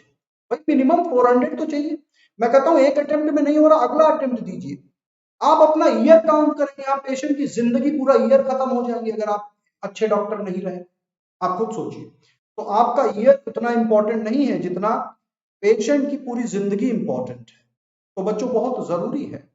एक और बड़ी इंपॉर्टेंट बात, कई बार लोग सोचते हैं कि हमें इतना टाइम लग जाएगा अगर हम मतलब नीट ड्रॉप लेंगे या नीट की तैयारी आगे करेंगे। बच्चों ये लाइफ टाइम इन्वेस्टमेंट है। साल, 2 साल, 3 साल लाइफ में मैटर नहीं करते हैं। मैटर करता है कि आप अपने सपने को पूरा कर पा रहे हो या नहीं कर पा रहे हो, और इस सपने को पूरा करने की मुहिम में हम आपके साथ हैं। चलिए अगली स्पेशलिटी, कार्डियोलॉजिस्ट, हार्ट से रिलेटेड कार्डियोलॉजिस्ट। कार्डियोलॉजिस्ट के लिए बहुत से बच्चों का दिल धड़कता है इस स्पेशलिटी के लिए कि भैया हमें तो कार्डियोलॉजिस्ट बनना है। बहुत से बच्चों के दिल धड़कते हैं, है ना। इनफैक्ट सारी दुनिया के जो दिल धड़कते हैं उनको हेल्दी रखने में कार्डियोलॉजिस्ट का बहुत बड़ा रोल है। तो ये हार्ट के स्पेशलिस्ट हैं, ब्लड वेसल्स के स्पेशलिस्ट हैं, जो हार्ट से रिलेटेड जो भी स्ट्रक्चर्स हैं उन सब के स्पेशलिस्ट होते हैं। You might see them for heart failure. आप हार्ट फेलियर के लिए जा सकते हैं ऐसे डॉक्टर के पास, किसी का हार्ट फेल हो गया, हार्ट अटैक हो गया, हाई ब्लड प्रेशर कंडीशन है, या इरेगुलर हार्ट बीट है, हार्ट बीट में धड़कन कभी कभी तेज हो जाती है और धीमे हो जाती है। तो ये जो इरेगुलर हार्ट बीट होती है, इन चीजों के कंडीशन से निपटने के लिए, या हार्ट अटैक के कंडीशन से, हार्ट फेलियर, ध्यान दीजिए बच्चे, हार्ट अटैक अगर आ भी जाता है, अगर राइट टाइम पर ट्रीटमेंट मिल जाए तो मैक्सिमम केसेस में हार्ट अटैक के पेशेंट्स बच जाते हैं, जो फेटल ना हो। जैसे हार्ट अटैक तो भाई हमारे भूतपूर्व राष्ट्रपति डॉक्टर एपीजे अब्दुल कलाम को भी पड़ा था, और वो ऐसा हार्ट अटैक था कि मौका ही नहीं मिला उनका किसी तरह की मेडिकल ट्रीटमेंट तक पहुंचने का। वो एक अलग बात हो गई। लेकिन ध्यान दीजिए, जो हार्ट अटैक आते हैं, माइनर हार्ट अटैक्स भी होते हैं। माइनर हार्ट अटैक से बचना बड़ा आसान है, बस टाइमली मेडिकल अटेंशन की आवश्यकता है। तो एज अ कार्डियोलॉजिस्ट आप लोगों को जागरूक भी करते हैं। अब आप खुद सोचिए कैसे जागरूक करते हैं। मैं आपको एक छोटा सा उदाहरण देता हूँ। मान लीजिए आप किसी गांव, किसी शहर, किसी कस्बे, किसी सिटी को बिलोंग करते हैं, किसी मोहल्ले को बिलोंग करते हैं, और आप कार्डियोलॉजिस्ट बनेंगे। आपके आसपास के वो 5,000 या 10,000 लोग जो आपके बारे में सुनेंगे कि आप इतने अच्छे डॉक्टर बने हैं, क्या उनको आइडिया नहीं लगेगा कि कार्डियोलॉजिस्ट क्या होता है? भाई जाहिर सी बात है, जिनके रिलेशन में जिस तरह के डॉक्टर हैं लोग उसके बारे में जानते हैं। मैंने तो यहां तक कि लोगों का देखा है कि घर में कोई पेशेंट बीमार हो गया, उसका इलाज कराने के चक्कर में उन्होंने तो पूरी मेडिकल डॉक्यूमेंट्री छान डाली। मैंने ऐसे लोगों को देखा है जो आपको पूरी मेडिकल कंडीशन में, खुद डॉक्टर नहीं है, हो सकता साइंस से भी उनका कोई ताल्लुक ना हो, लेकिन उन्होंने पेशेंट्स को देखा है और उस पेशेंट के ट्रीटमेंट कराने में वो पूरे के पूरे खुद ही डॉक्टर बन गए हैं। Informative doctor, not the practical real doctor. आई बात समझ में? तो जब आप कार्डियोलॉजिस्ट बने तो लोगों को जरूर अवगत कराएं इन बीमारियों के प्रति। बहुत से डॉक्टर्स, मैंने पहले सोचा था कि कुछ डॉक्टर्स जो वेल नोन है, फेमस हैं, उनको इस लिस्ट में शामिल करूं, आपके साथ डिस्कस करूं। फिर मैंने देखा कि ये काम तो आप खुद ही कर सकते हैं। जब आपको इंटरेस्ट है तो आप खुद ढूंढ लेंगे कौन से डॉक्टर कहाँ के हैं, क्या कर रहे हैं, अच्छा कर रहे हैं। मैंने हालांकि डॉक्टर्स के ऊपर, ग्रेट डॉक्टर्स के ऊपर एक सेशन लिया भी है, जहां पर मैंने बहुत से डॉक्टर्स के बारे में चर्चा करी है। ठीक है, तो कार्डियोलॉजी बड़ी इंपॉर्टेंट डिसिप्लिन है, ध्यान रहे इसके बारे में जानकारी पूरी की पूरी होनी चाहिए ना। अब ये देखिए, तो ये कॉम्प्लेक्स फील्ड है बच्चों। कार्डियोलॉजी बहुत ही कॉम्प्लेक्स फील्ड है, और कार्डियोलॉजिस्ट में कोई एक डॉक्टर नहीं होता जो पूरे के पूरे हार्ट में स्पेशलाइज्ड करता है। कार्डियोलॉजिस्ट हार्ट के अलग अलग एरियाज में स्पेशलाइज करते हैं। You won't believe that, heart इतना छोटा सा, हमारी बंद मुट्ठी के बराबर, क्लोज्ड फिस्ट के बराबर लेफ्ट हैंड साइड में रहता है, लंग्स के पास डिप्रेशन में रहता है, लेकिन उस छोटे से स्ट्रक्चर को भी देखने के लिए कार्डियोलॉजिस्ट की टीम में अलग अलग स्पेशलिटीज होती हैं। बच्चों ये एक ओपन हार्ट सर्जरी चल रही है, छोटी सी क्लिप है, इसमें आप जरा देखने की कोशिश करें कि किस तरह से स्यूचर्स लगाए जा रहे हैं, किस तरह से हार्ट को ब्रेक ओपन किया जा रहा है, और किस तरह से उसके ऊपर कोशिश हो रही है कि वो हार्ट सही हो जाए। ठीक है ना, एक कोशिश चल रही है कि किस तरह से हार्ट सही हो जाए। तो ध्यान रहे, कॉम्प्लेक्स फील्ड है, और कार्डियोलॉजिस्ट जो हैं they specialise in different areas of the heart. अलग अलग दिल के हिस्सों में अलग अलग डॉक्टर्स का स्पेशलाइजेशन होता है, all cardiologist focus on the diagnosis, हालांकि फोकस सारे के सारे करते हैं डायग्नोसिस के ऊपर, मेडिकल मैनेजमेंट के ऊपर यानी कि यूज ऑफ मेडिसिन सारे के सारे करते हैं, and prevention of cardiovascular diseases. तो हालांकि स्पेशलिस्ट तो वो हार्ट के अलग अलग हिस्से में हो सकते हैं, लेकिन सबका अप्रोच लगभग एक होता है, यानी कि सब डायग्नोसिस पे फोकस करते हैं। डायग्नोसिस हर एक कार्डियोलॉजिस्ट कर लेता है, वो चाहे जिस एरिया में स्पेशल। मेडिकल मैनेजमेंट यानी कि मेडिसिन को कैसे यूज करना है, प्रिवेंशन ऑफ कार्डियोवैस्कुलर डिजीजेस में भी वो शामिल रहते हैं। लेकिन ध्यान रहे, जबकि कोई जटिल ऑपरेशन होता है तो उनकी टीम में कौन क्या कर सकता है, क्योंकि बच्चे ये उंगलियों का भी काम है, बारीक किसी का मान लीजिए हाथ नहीं चलता है वहां पर, ऐसे किसी एरिया में है ना। सर्जन्स के लिए जो एक बेसिक रिक्वायरमेंट होता है, सर्जन्स की उंगलियां बड़ी फुर्त होनी चाहिए, है ना, बड़े सेंसिटिव हाथ होने चाहिए, और वो बहुत आसानी से। अब किसी किसी बच्चे को, जैसे कि मैं बता रहा हूँ, किसी किसी बच्चे को पेन पकड़ने की आदत है ऐसे करके, देखा होगा आपने, ऐसे करके पेन पकड़ के लिखेंगे कुछ बच्चे, क्या बनेंगे सर्जन? भाई उनको आदत है चीजों को ऐसे ऐसे पकड़ के आप करेंगे ट्रीटमेंट वहां पे। अब आप मान लीजिए स्कैल्पेल लगाना, तो जो बच्चे दूर से पकड़ते हैं पेन, यानी कि ऐसी लंबी लेखनी से लिखते हैं, मुझे किसी डॉक्टर ने बताया था ये बात कि भाई टूल्स को आप जितना दूर से पकड़ करके ऑपरेट करते हैं उतने अच्छे आप सर्जन बनते हैं। यानी कि कैंची को ऐसे पकड़ के चला लीजिए यहीं से, तो वो बढ़िया है ना भाई, आपको एरिया मिल गया ज्यादा वर्क करने के लिए, है ना। तो ये आपने देखा होगा, देखो ये चीज दिखाई ना मैंने, ये ऐसे ऐसे लिखते हैं, कुछ बच्चे ऐसे पकड़ते हैं पेंसिल, ऐसे ऐसे लिखते हैं। भाई ये ठीक नहीं है तरीका, ये तरीका ठीक नहीं है ऐसे ऐसे लिखने वाला। तरीका कौन सा ठीक है? पेन को ऐसे लंबे से पकड़े और फिर लिखे, अगर लिख लेते, इतना भी नहीं, इतना तो मैं खुद ही नहीं पकड़ पाता हूँ, ये इतना, ठीक है ना। समझ में आ रही है बात? ठीक है, समझ में आ रहा। रेडियोलॉजी, अरे रुक जाइए भाई, रेडियोलॉजी की बात बाद में करेंगे, है ना। गोलू, रुद्र, किशोर, प्रेम, प्रवीण, रीमो, ठीक है। तो अब आप मेरे ख्याल से काउंट आपने रखा होगा। अच्छा एक चीज देख लिए, बड़ी बड़ी वो जो है, मतलब अब मैं कोई कुछ वर्ड कहना नहीं चाहता, भाई इतने बच्चे हैं सेशन में, लाइक नहीं कर रहे हो। डॉक्टर बनोगे, मैं लाइक करूंगा कि नहीं करूंगा? जब आप मुझे इनविटेशन भेजोगे कि सर आज मेरे क्लिनिक का उद्घाटन है, तो मैं अगर आपके आसपास रहूंगा तो मैं अवश्य जाऊंगा, और मैं अगर कोशिश करूंगा इंडिया के चाहे जिस कोने में रहूं, मैं जरूर पहुंचूंगा बच्चों, आपके उस आपके क्लिनिक के, आपके हॉस्पिटल के, आपके चेंबर के उद्घाटन में जरूर पहुंचूंगा। और अगर नहीं भी पहुंच पाया तो सोशल मीडिया प्लेटफॉर्म पर लाइव तो अवश्य करूंगा कि ये मेरा स्टूडेंट है। अभी अभी कल एक स्टूडेंट ने मुझे अपडेट किया, नाम मैं भूल गया, क्योंकि देखिए ऑनलाइन में क्या होता है, बच्चे कई बार बच्चे हमें अप्रोच करते हैं और थोड़ा लेट हो जाता है। उसके 647 मार्क्स आए हैं नीट के एग्जाम में, नीट 2020 में। उसने अभी मुझे अपडेट किया कल ही शाम को। मैंने कहा बेटे अच्छी बात है, आप अपनी फोटो वगैरह भेजो, मैं भी अपने बच्चों के साथ शेयर करता हूँ। मोटिवेशन मिलता है, बच्चे किसी की सक्सेस से मोटिवेशन मिलता है, ठीक है। मैं नाम भी नहीं रिकॉल कर पा रहा हूँ, thank you so much for all those likes बच्चों। मैं रिकॉल नहीं कर पा रहा हूँ उस बच्चे का नाम, उसने कल ही मुझे अपडेट किया, मैं आप लोगों को जरूर अपडेट करूंगा उसके बारे में। 647 मार्क्स, क्वाइट गुड। एक बच्चे ने किया था 620। एक और बच्चा है जिसके 660 के करीब आए थे, उसने मुझे एक बार मैसेज किया था, वही जब फाइनल आंसर शीट उसने टैली करा था। रिजल्ट आने के बाद पता नहीं, मुझे अभी अपडेट आया नहीं है, तो जैसे ही अपडेट आएगा मैं आपके साथ शेयर करूंगा। चलिए, तो ये तो थी कार्डियोलॉजिस्ट की बात। आगे बढ़ते हैं, एक और स्पेशलिटी देखते हैं, colon and rectal surgeon. Colon and rectal surgeon. मैं अब आपको एक चीज बताता हूं बच्चों, बड़ी इंपॉर्टेंट बात है। दो तीन चीजें गलत हैं सोसाइटी में, लोग इन चीजों को नहीं समझते। जैसे मसलन मान लीजिए कोई गायनेकोलॉजिस्ट है और वो गायनेकोलॉजिस्ट मेल है, तो लोग उसको बहुत अच्छा नहीं मानते। मतलब मैंने देखा है कई कई लोगों में ये बड़ी भ्रांति होती है, बोले गायनेकोलॉजिस्ट तो फीमेल ही होनी चाहिए, गायनेकोलॉजिस्ट फीमेल ही होनी चाहिए, क्योंकि भाई फीमेल का मामला है ना? और सेंसिटिव एरियाज होते हैं, प्राइवेट पार्ट्स हैं, वो कैसे रिवील किए जा सकते हैं, है ना।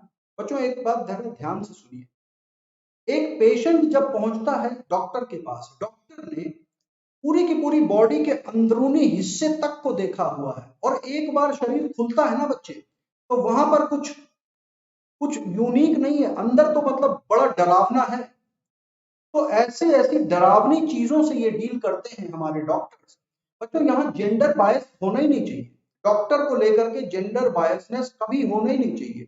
डॉक्टर को एक हिपोक्रेटिक ओथ भी दिलाई जाती है, एक ओथ दिलाई जाती है, एक शपथ दिलाई जाती है, एक कसम खिलाई जाती है कि आप अपने किसी पेशेंट के साथ किसी भी तरह का दुर्व्यवहार नहीं करेंगे, किसी भी तरह की फीलिंग गलत नहीं रखेंगे, अच्छी बुरी कोई फीलिंग नहीं रखना, न्यूट्रल रहना है।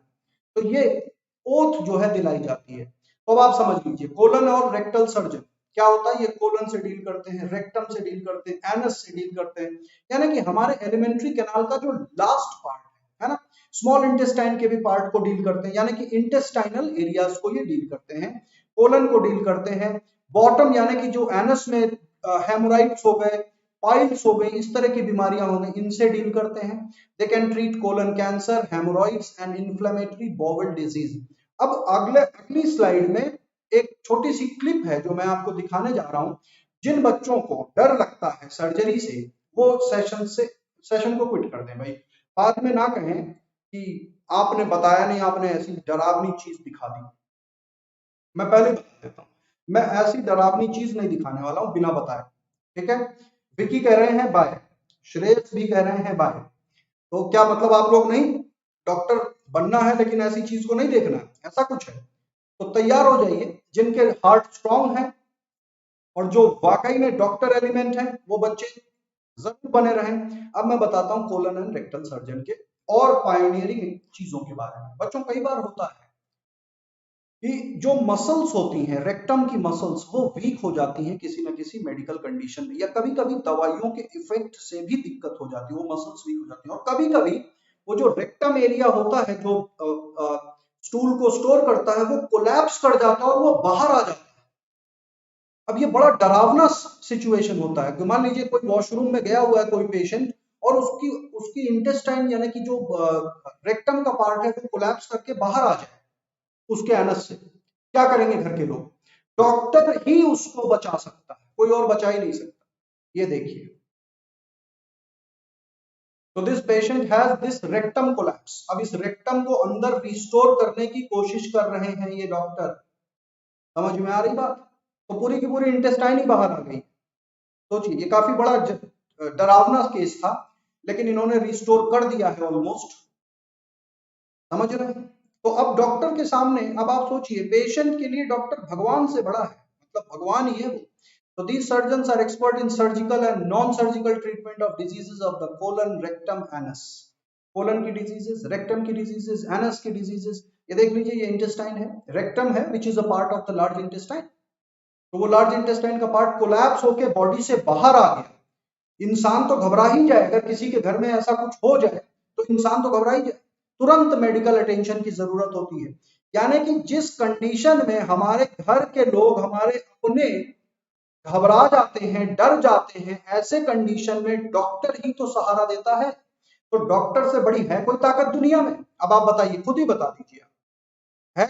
हमारे घर के अपने डर जाएंगे, घर के जो आपके सगे संबंधी हैं, जो आपको बहुत प्यार करते हैं, लेकिन ऐसे सिचुएशन में अगर आपको देख लिया तो उनके हाथ पांव फेल हो जाएंगे, बोले जी हमसे तो डील नहीं हो रहा, हमारे बस की नहीं है।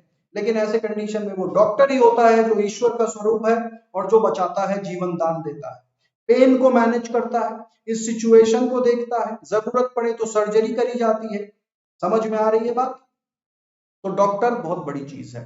कोलन एंड रेक्टल सर्जन बहुत बड़ा कार्य करते हैं अपने लाइफ में, क्योंकि ये वो है, ज्यादातर बच्चे इनमें नहीं जाना चाहते।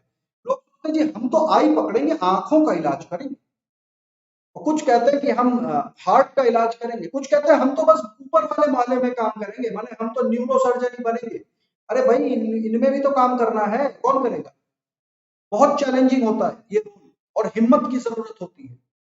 ठीक है, इसके बाद आगे बढ़ते हैं और समझते हैं एक और speciality, critical care medicine speciality. बचा लिया इन्होंने, बचा लिया है पेशेंट को, क्रिटिकल केयर। समझ में आई बात? So they care for the people who are critically ill और इंजर्ड, जिनको बहुत ज्यादा इलनेस हो जाती है, क्रिटिकल इलनेस की, किसी भी वक्त जो है दम तोड़ सकते हैं, या बहुत ज्यादा इंजरी हो गई है ना, तो they often head the intensive care unit in hospital. ICUs को हेड करते हैं, critical care medical specialist ICUs को हेड करते हैं। आप इनको हार्ट या किसी अदर ऑर्गन के फेलिंग के काम में भी देखते हैं, है ना, इफ योर हार्ट और other organs are failing, if you have been in an accident, तो ये क्रिटिकल केयर मेडिसिन स्पेशलिस्ट काम में आते हैं। क्रिटिकल केयर मेडिसिन स्पेशलिस्ट बड़े इंपॉर्टेंट होते हैं क्योंकि ये मल्टी डिसिप्लिनरी चीजों का इलाज करते हैं। कई बार एक सिंपल सी कहानी, मैं भी चश्मा लगाता हूँ, तो मैं भी डॉक्टर को विजिट करता था, बचपन से जरूरत पड़ती थी। और मैं चश्मा लगाता हूँ, मैं मेरे ख्याल से क्लास थर्ड के बाद से मुझे चश्मा लग गया था। 1.5 पावर था, -1.5 पावर था। अब तो पावर काफी ज्यादा है, लेकिन अब स्टेबल है पिछले कई सालों से। तो मैं एक सर्जन के पास जाया करता था, तो उन सर्जन के पास कोई एक पेशेंट आया और बाई चांस वो बाहर ही पेशेंट से बात कर रहे थे, बड़े फ्रेंडली थे। उस पेशेंट ने पूछा कि यहाँ पर क्या आंख देखी जाती है? तो डॉक्टर साहब ने कहा, भाई आई सर्जन के पास आए हो, आंख ही दिखाओगे ना, और क्या दिखाओगे? ठीक है। तो मुझे उस टाइम पर एक चीज फील हुई कि इसका मतलब है कि जो डॉक्टर सारी की सारी चीजों को देख लेता है वो ज्यादा महान है compare to someone who just sees an eye. आंख तो छोटी सी होती है, मतलब सिर्फ आंख ही देखते हैं। तब मेरे मन में ये आया कि ये डॉक्टर बेकार है। मतलब आंख के डॉक्टर के बारे में मुझे यही लगा कि ये बेकार है। अरे इतना बड़ा शरीर है और वो कह रहे हैं जी हम तो खाली आंख देखते हैं, मतलब और किसी चीज का इलाज ही नहीं जानते, कैसे डॉक्टर है? लेकिन बाद में पता चला कि वो भी अपने आप में कोई छोटी मोटी चीज नहीं है, ऑप्थेल्मोलॉजिस्ट। ठीक है, क्रिटिकल केयर मेडिसिन स्पेशलिस्ट बड़े इंपॉर्टेंट होते हैं। अब बात करते हैं डर्मेटोलॉजिस्ट। डर्मेटोलॉजिस्ट जिनको हम स्किन स्पेशलिस्ट कहते हैं, जो स्किन को ट्रीट करते हैं, स्किन के हर एक डिसऑर्डर को ट्रीट करते हैं। ऊपर की लेयर जो डर्मल लेयर होती है वहां पर जो कुछ भी, तो someone having problem with skin, skin की प्रॉब्लम है, चमड़ी की प्रॉब्लम है, बालों की प्रॉब्लम है, नाखूनों की प्रॉब्लम है, किसी को मोल्स हो गए हैं, स्कार पड़ गया है, कहीं पर कोई कट लग गया है, acne, pimples, acne, skin allergy है, तो dermatologist can help. Dermatologist in her treatment चीजों को ट्रीट करते हैं, स्किन को ट्रीट करते हैं, हेयर डिसऑर्डर्स को ट्रीट करते हैं, नेल डिसऑर्डर को ट्रीट करते हैं, म्यूकस मेम्ब्रेन से रिलेटेड अगर कोई प्रॉब्लम्स होती है, म्यूकस बहुत ज्यादा बन रहा है, तो वो भी डर्मेटोलॉजिस्ट की कैटेगरी में आ जाता है। तो डर्मेटोलॉजिस्ट, अब ये देख लीजिए, कॉस्मेटिक इश्यूज को भी एड्रेस करते हैं, revitalise the appearance of the skin, hair, nail. अब ये देख लीजिए, ये फंगस लग गया है किसी के नाखून में, इस फंगस को निकालने का काम कौन करेगा? घर के लोग बोलेंगे ये तो बड़ा गंदा काम है, हमारे बस की नहीं है। आप अपने किसी रिश्तेदार के पास जाइए, बोलिए हमारे नाखून में ना ऐसे करके लगता है फंगस सा लग गया, जरा देख लो। लोग कहेंगे अच्छा इसको दिखाओ मत, दिखाओ मत, खाना खाने जा रहे हैं, कहेंगे लोग, कहते हैं, मैंने खुद सुना है ना? आप कहें किसी रिश्तेदार से कि मेरे ना देखो पैर में ना कुछ वो अजीब सा हो गया, वो चमड़ी सी निकलती, लगता कोई इन्फेक्शन हो गया। आपके अपने रिश्तेदार, आपके अपने सगे संबंधी कहेंगे अच्छा इसको दिखाओ मत, अभी अभी दिखाओ मत, डॉक्टर को दिखा लेना, कल जाके डॉक्टर को दिखा लेना। कौन कितना प्यार करता है सारी बातें समझ में आ जाती है। एक डॉक्टर ये जो सबसे ज्यादा प्यार करता है अपने पेशेंट से, और प्यार सिर्फ ट्रीटमेंट से रिलेटेड है, ये जान के रखिएगा, और कुछ नहीं है। किसी भी डॉक्टर का अपने पेशेंट के साथ रिलेशन सिर्फ उसके ट्रीटमेंट से लेकर के होता है, क्योंकि डॉक्टर और पेशेंट का वो एक भगवान और इंसान का रोल हो सकता है। आप मान सकते हैं कि doctor is as good as God, simple सी बात है। लेकिन बहुत जरूरी है कि डॉक्टर वाकई में गॉड की तरह बिहेव करे, ये ना हो कि डॉक्टर कुछ और ही कर रहा है ना? तो जितने बच्चे हैं यूट्यूब पर इस वक्त, सारे के सारे लाइक जरूर करें सेशन, ठीक है ना? तो डर्मेटोलॉजिस्ट के बारे में भी हमने जान लिया। आगे बढ़ते हैं, अभी बहुत सारी स्पेशलिटीज पड़ी हुई है और आपको इन सारी स्पेशलिटीज के बारे में अपडेट करना है मुझे सेशन के आखिरी में, ठीक है ना? और बच्चों एक बड़ी और इंपॉर्टेंट बात, सेशन के आखिरी में ह्यूमन फिजियोलॉजी के ऊपर मैं अनअकैडमी क्विज भी कराऊंगा आज आपको, क्योंकि डॉक्टर बनना है तो ह्यूमन फिजियोलॉजी को आप नेग्लेक्ट कर ही नहीं सकते किसी भी तरीके से। तो बहुत जरूरी है कि आप उस क्विज को भी करें मेरे साथ, ठीक है? अभी बहुत सारी स्पेशलिटीज बची हुई है। मैंने कहा था आज का सेशन जरा लंबा दूंगा मैं आपके साथ, क्योंकि संडे का दिन है और कभी कभी मौका मिलता है कि थोड़ा सा सब्जेक्ट से, टॉपिक से हट करके चीजों के बारे में आपके साथ जिक्र हो। इसकी इसकी मैं काफी आवश्यकता समझता हूं, होना चाहिए कभी कभी, है ना? इन चीजों के ऊपर जिक्र होना चाहिए। और अगर आप लोगों को सेशन पसंद आया हो तो जरूर लाइक कीजिएगा सेशन को। कई बच्चे कई बार ये पूछने लगते हैं क्या ये नीट के लिए इंपॉर्टेंट है? तो बच्चों मैं फिर बता देता हूं, हर एक चीज नीट में पूछी जाए। क्या आप खाना खाते हैं तो क्या आप पूछते हैं अपने घर में कि ये खाना नीट के लिए इंपॉर्टेंट है? या कोई टीवी में प्रोग्राम भी देखते हैं कभी 10 मिनट रिलैक्स होने के लिए, तो क्या आप पूछते हैं घर में क्या ये नीट के लिए इंपॉर्टेंट है? तो वैसे ही मेरा भी दायित्व तो है कि मैं आपको कुछ ऐसी चीजें बताऊं जो आपको थोड़ा हट करके लगे और आपका इंटरेस्ट बना रहे मेडिकल को लेकर के। ये नहीं कि भाई एमसीक्यूज क्वेश्चन कर करके जी थक गए, अब तो समझ में नहीं आ रहा, अब तो बस डॉक्टर बना ही दो, है ना, ऐसा आता ना कई बार। क्योंकि बच्चों एक बार वहां पहुंच गए तब भी ये आपके काम की है, वहां पर पहुंचने के बाद भी बहुत तरह के मंडे ब्लूज होते हैं। चलो आगे बढ़ते हैं और अगली स्पेशलिटी को जानते हैं, एंडोक्राइनोलॉजिस्ट। एंडोक्राइनोलॉजिस्ट जो हार्मोनल डिसऑर्डर को डील करते हैं, हार्मोन्स हमारे बॉडी में, एंडोक्राइन सिस्टम बड़ा इंपॉर्टेंट है। और एंडोक्राइन सिस्टम वाला चैप्टर देख लीजिए, काफी टिपिकल है, समझने में आपको काफी मशक्कत करनी पड़ती है। कौन सा हार्मोन कहां से रिलीज हो रहा है और कहां इफेक्ट कर रहा है ना। Hormones effect at a place remote from there, जहां से उनका प्रोडक्शन होता है। सबसे पहले सबसे बढ़िया गाइडेंस कौन करता है? हाइपोथैलेमस। हाइपोथैलेमस सबसे पहले पिट्यूटरी को डायरेक्ट करता है और पिट्यूटरी बॉडी के बाकी सारे ग्लैंड्स को कंट्रोल करता है। तो इनके बारे में भी जानकारी होनी चाहिए। तो these are experts on hormones and metabolism के ऊपर एक्सपर्ट्स होते हैं endocrinologist. They can treat conditions like diabetes को ट्रीट करते हैं, thyroid problem, infertility, calcium and bone disorder. इन सारी की सारी बीमारियों के लिए आपको एंडोक्राइनोलॉजिस्ट के पास जाना पड़ता है।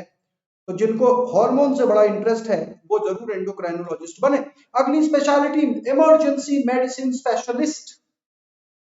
इमरजेंसी मेडिसिन स्पेशलिस्ट, ये बड़ी इंपॉर्टेंट स्पेशलिटी है, इसके बारे में आपको बहुत ध्यान से समझना चाहिए। बच्चों ये वो स्पेशलिस्ट हैं जो जिंदगी और मौत की लड़ाई लड़ रहे पेशेंट्स के बीच के कड़ी हैं। यानी कि एक तरफ जिंदगी है, एक तरफ मौत है, बीच में डॉक्टर है। जो डॉक्टर उसकी तकदीर की लकीर को रोके खड़ा है कि मैं इसको जाने नहीं दूंगा। जिंदगी और मौत की लड़ाई लड़ते हैं ये डॉक्टर, इमरजेंसी मेडिसिन स्पेशलिस्ट। ठीक है, तो ये क्या करते हैं? ये लाइफ और डेथ डिसीजंस लेते हैं for sick and injured people, usually in an emergency room. बच्चों एक इमरजेंसी रूम में ये डिसाइड करते हैं कि किसी पेशेंट को बचाया जा सकता है, बचाना चाहिए या नहीं। ये सारी की सारी चीजें इनके हाथ में होती हैं। किसी भी पेशेंट को क्या रिस्टोर किया जा सकता है नहीं, कोई इनको क्वेश्चन नहीं कर सकता। ये ऐसी फैसिलिटी है, ये ऐसे स्पेशलिस्ट हैं, कोई इनको क्वेश्चन कर ही नहीं सकता। Their job is to save lives and to avoid or lower the chances of disability. Disability की जो situations हो जाती है, कई बार किसी का लेग एम्पुटेटेड करना पड़े, किसी का हैंड एम्पुटेटेड करना पड़े, एम्पुटेट करना पड़े, किसी की आई निकालनी पड़े, किसी का कान कट जाए, जो अजीबो गरीब हालात किसी इंसान के साथ होते हैं। मतलब मैं तो डॉक्टर को भगवान ही मानता हूँ, मैं बहुत से डॉक्टर से मिला भी हूँ, मेरे बहुत से स्टूडेंट डॉक्टर हैं, मैं खुद सरकमस्टेंसेस रहे, रीजंस रहे जिसकी वजह से मैं नहीं पहुंच पाया इस मुकाम तक। मैं चाहता हूं कि आप सब पहुंचे, क्योंकि रीजन भी थोड़ा सा फैमिली कॉन्जर्वेटिव, ऑल इंडिया में कहीं जाने नहीं दिया और अपने स्टेट में जनरल कैटेगरी के हिसाब से फर्स्ट चॉइस में डेंटल मिला। मैंने कहा नहीं, डेंटल तो करना नहीं। मैं ये नहीं कह रहा कि डेंटिस्ट डॉक्टर नहीं है, भाई उन्होंने भी कंपटीशन बीट किया, they are equally efficient doctors. Dentist are equally efficient doctor. कोई कहे कि डेंटिस्ट ढंग के डॉक्टर नहीं होते हैं, बहुत गलत बात है बच्चे। उन्होंने भी कई साल वहां पर बिताए होते, सिर्फ दांतों की स्टडी करते हैं, कौन कौन सी नर्व, फेशियल एरिया की चीज है बच्चे, और मुंह के अंदर की चीजें। डेंटिस्ट को आप छोटा मोटा मत समझिए, है ना। आपको जान करके, मेरे सेशंस को जान करके बहुत रियलिस्टिक अप्रोच मिलेंगे चीजों को। आप डेंटिस्ट को छोटा मत समझिए, और बीइंग अ डेंटिस्ट अपने आप में एक फक्र की बात है। मेरे एक नोन में थे प्रोफेसर डेंटल कॉलेज में, वो काफी सीनियर पोजीशन पर थे, उनसे मेरी बातचीत हुआ करती थी, मेरे फैमिली फ्रेंड थे। तो वो बताते थे कि डेंटल कोई इतनी मामूली चीज नहीं। अब वो अपना अपना चॉइस है कि I want to become a dentist और नॉट, मेरी मर्जी, मैं बनना चाहूं नहीं बनना चाहूं, ये तो मेरे ऊपर है ना। अब भाई मुझे ब्रेन सर्जरी ही पसंद है तो मैं क्यों करूंगा रेक्टम और कोलन की सर्जरी, सीधी सी बात है, अपना अपना वो होता है ना।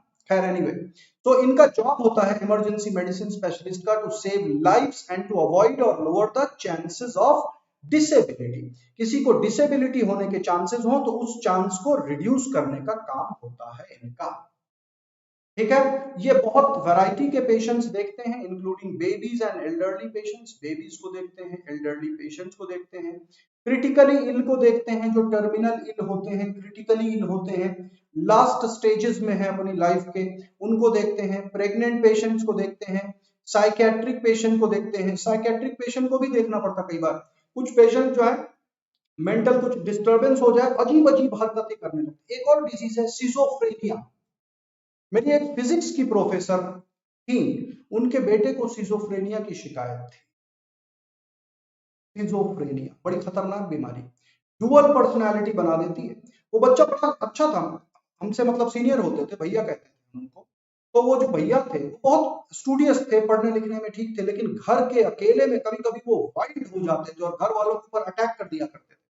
अब सोचिए, जो डॉक्टर उनसे डील करता है वो अपनी लाइफ का रिस्क लेता है। इससे बड़ी कोई बात हो सकती है क्या कि डॉक्टर अपनी लाइफ का रिस्क लेकर के एक सिजोफ्रेनिक पेशेंट जिसको आप देख करके डर जाए, घबरा जाएंगे। मान लीजिए आप अचानक बैठे हुए, आपके ऊपर आप ही के घर का कोई इंसान हमला कर दे, चाकू छुरी लेकर के आ जाए, अजीब अजीब बिहेवियर करे, कोई चीज थ्रो करके आपको मार दे। तो मैंने उनको देखा हुआ है। तो कभी कभी मैं जाता था उनके यहाँ पढ़ने, तो उनके बॉडी में कुछ चोट चोट के निशान होते थे। आज वो कांटेक्ट में नहीं है मेरे, क्योंकि इतने सारे प्रोफेसर्स, इतने सारे टीचर्स, इतने सारे स्टूडेंट के कांटेक्ट में रहते हैं, लेकिन अब किस सिचुएशन में है आई डोंट नो, बट मैंने उनकी प्लाइट देखी है कि कभी चेहरे में कहीं सूजन, कभी आंखों में सूजन, कभी हाथ में कुछ लगा हुआ। हम पूछते थे कि क्या हुआ मैम, बताती नहीं थी कभी। बाद में पता चला कि उनके बच्चे को सिजोफ्रेनिया की शिकायत है और काफी ज्यादा वाइल्ड हो जाता था। उस बच्चे के मामा ने बता दिया हमें, तो हम समझ गए। और फिर हम सावधान रहते थे कि मान लीजिए हम पढ़ने गए हुए हों और कभी वो रिएक्ट करें, लेकिन कभी नहीं करते, कभी भी नहीं।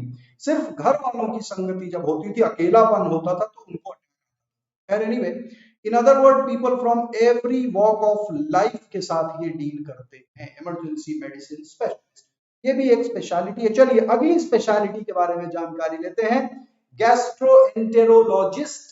गैस्ट्रोएंटेरोलॉजिस्ट क्या होते हैं? गैस्ट्रोएंटेरोलॉजिस्ट होते हैं, स्टमक और इंटेस्टाइन को विशेषता इनका देखने का काम होता है, और डाइजेस्टिव सिस्टम से रिलेटेड जो भी डिजीजेस हैं, चीजें हैं, इन चीजों के बारे में ध्यान देना होता है। नाउ इनकी जो गैस्ट्रोएंटेरोलॉजिस्ट हैं और जो कोलन और रेक्टम स्पेशलिस्ट हैं, इनकी डिसिप्लिन थोड़ी थोड़ी मैच करती है, क्योंकि ये upper part of the GI tract को डील करते हैं। कोलन और rectum specialist lower part of the gastrointestinal tract को डील करते हैं। काम तो दोनों का है, जीआई ट्रैक्ट को डील करना। ठीक है, तो इनकी स्पेशलिटी किसमें होती है? डाइजेस्टिव ऑर्गन्स में होती है। स्टमक, बाउल्स, बाउल यानी कि स्टमक, जो मोशंस होते हैं, pancreas, liver and gall bladder से related. You can see them for an abdominal pain. अचानक पेट में दर्द हुआ तो इन्हीं के पास जाएंगे। कोई पेट में अल्सर हो गया है ना, हेलिकोबैक्टर पाइलोरी की वजह से, डायरिया हो गया, जॉन्डिस हो गया, या फिर कैंसर हो जाए इन द डाइजेस्टिव ऑर्गन, तो गैस्ट्रोएंटेरोलॉजिस्ट को ही दिखाना पड़ता है। They also do a colonoscopy and other test for colon cancer. ये कोलन कैंसर के जो जरूरी टेस्ट होते हैं वो भी कर लेते हैं गैस्ट्रोएंटेरोलॉजिस्ट। ये एक स्पेशलिटी थी, है ना। आपको इन सारी स्पेशलिटीज की लिस्ट बतानी है मुझे सेशन के आखिरी में, और जो बच्चे शुरू से देख रहे हैं काउंट भी करना है कि कितनी स्पेशलिटी है, कितनी स्पेशलिटीज पढ़ाई मैंने। ठीक है, नेफ्रोलॉजिस्ट, नेफ्रोलॉजिस्ट किडनी डिजीजेस को ट्रीट करते हैं, है ना। हाई ब्लड प्रेशर को भी देखते हैं, क्योंकि हाई ब्लड प्रेशर की वजह से सबसे ज्यादा नुकसान किडनीज का होता है। समझ में आ रही बात? तो प्रेशर को मैनेज करते हैं, देखते हैं, है ना।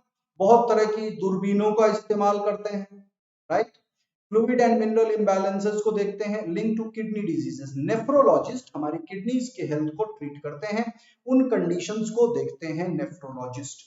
हाई ब्लड प्रेशर से किडनी फेलियर होने के चांसेस रहते हैं, तो उन चीजों से भी डील करते हैं नेफ्रोलॉजिस्ट। ठीक है, जेरियाट्रिक मेडिसिन स्पेशलिस्ट, ये एल्डरली पेशेंट्स का ट्रीटमेंट करते हैं।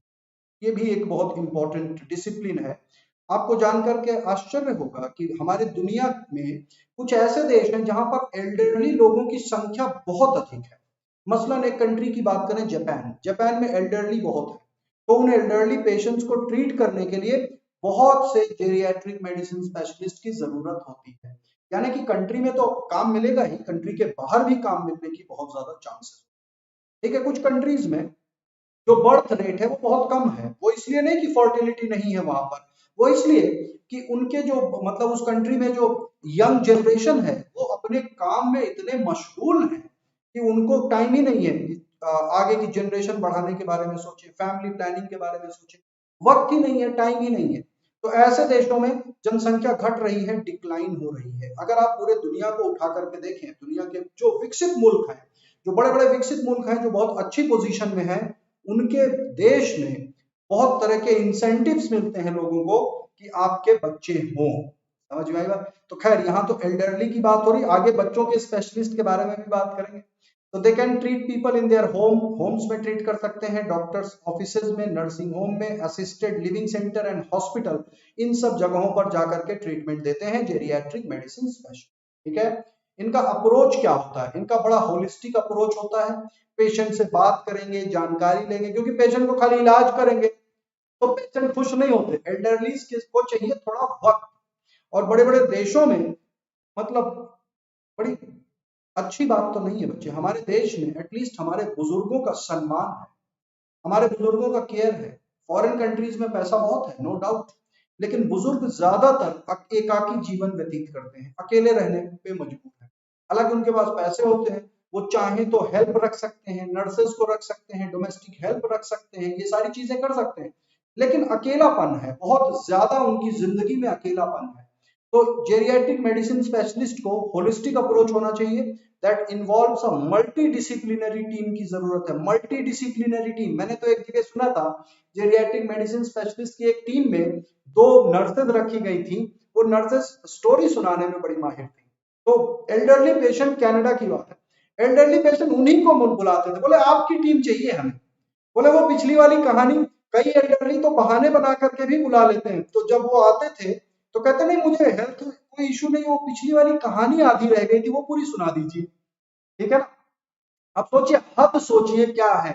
एडवांस कंट्रीज में वो पूरी की पूरी टीम को फीस दे रहे हैं, हजारों डॉलर की फीस देने को तैयार हैं, पूरी की पूरी टीम को बुला रहे हैं अपने घर में, सबको खाने पीने का इंतजाम, सबको पैसे दे रहे हैं, और का मकसद क्या है? ट्रीटमेंट का नहीं, सिर्फ कहानी सुननी है।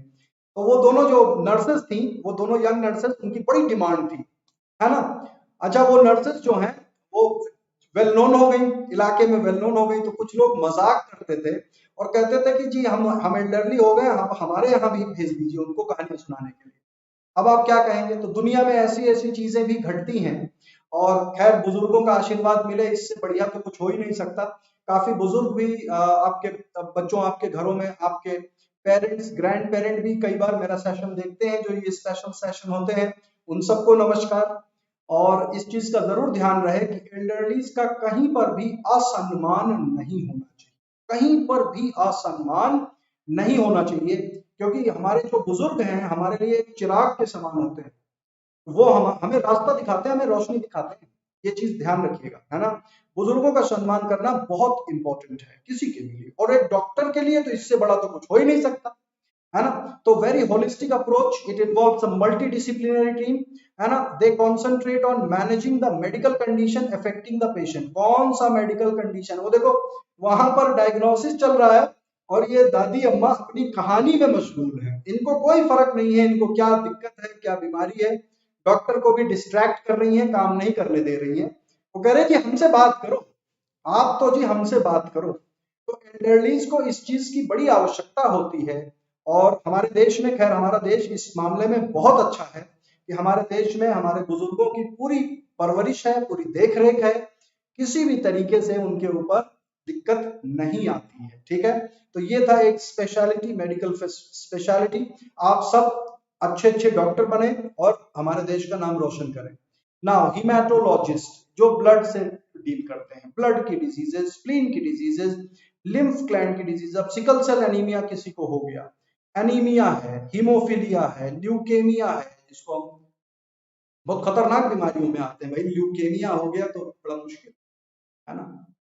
तो हीमोफीलिया, ये भी बड़ा ट्रीटमेंट, ब्लड ट्रांसफ्यूजन वगैरह की जरूरत होती है। Anaemia, sickle cell disease, blood, spleen, haematologist ये ब्लड के कंडीशंस को डील करते हैं। इनका भी रोल बड़ा इंपॉर्टेंट होता है। हिमेटोलॉजिस्ट आर इक्वली इंपॉर्टेंट, लेकिन इनका मेन वर्क होता है बॉडी फ्लूइड के साथ डीलिंग, यानी कि जो कनेक्टिव टिश्यू है पूरी बॉडी में दौड़ रहा है, जो रक्त जिसका संचार हो रहा है पूरे शरीर में, उसको लेकर के ये डील करते हैं। ठीक है, ब्लड, स्प्लीन, इस तरह की जो भी चीजें हैं। Spleen is known as the graveyard of the body, है ना, इसको ब्लड का ग्रेवयार्ड भी बोलते हैं।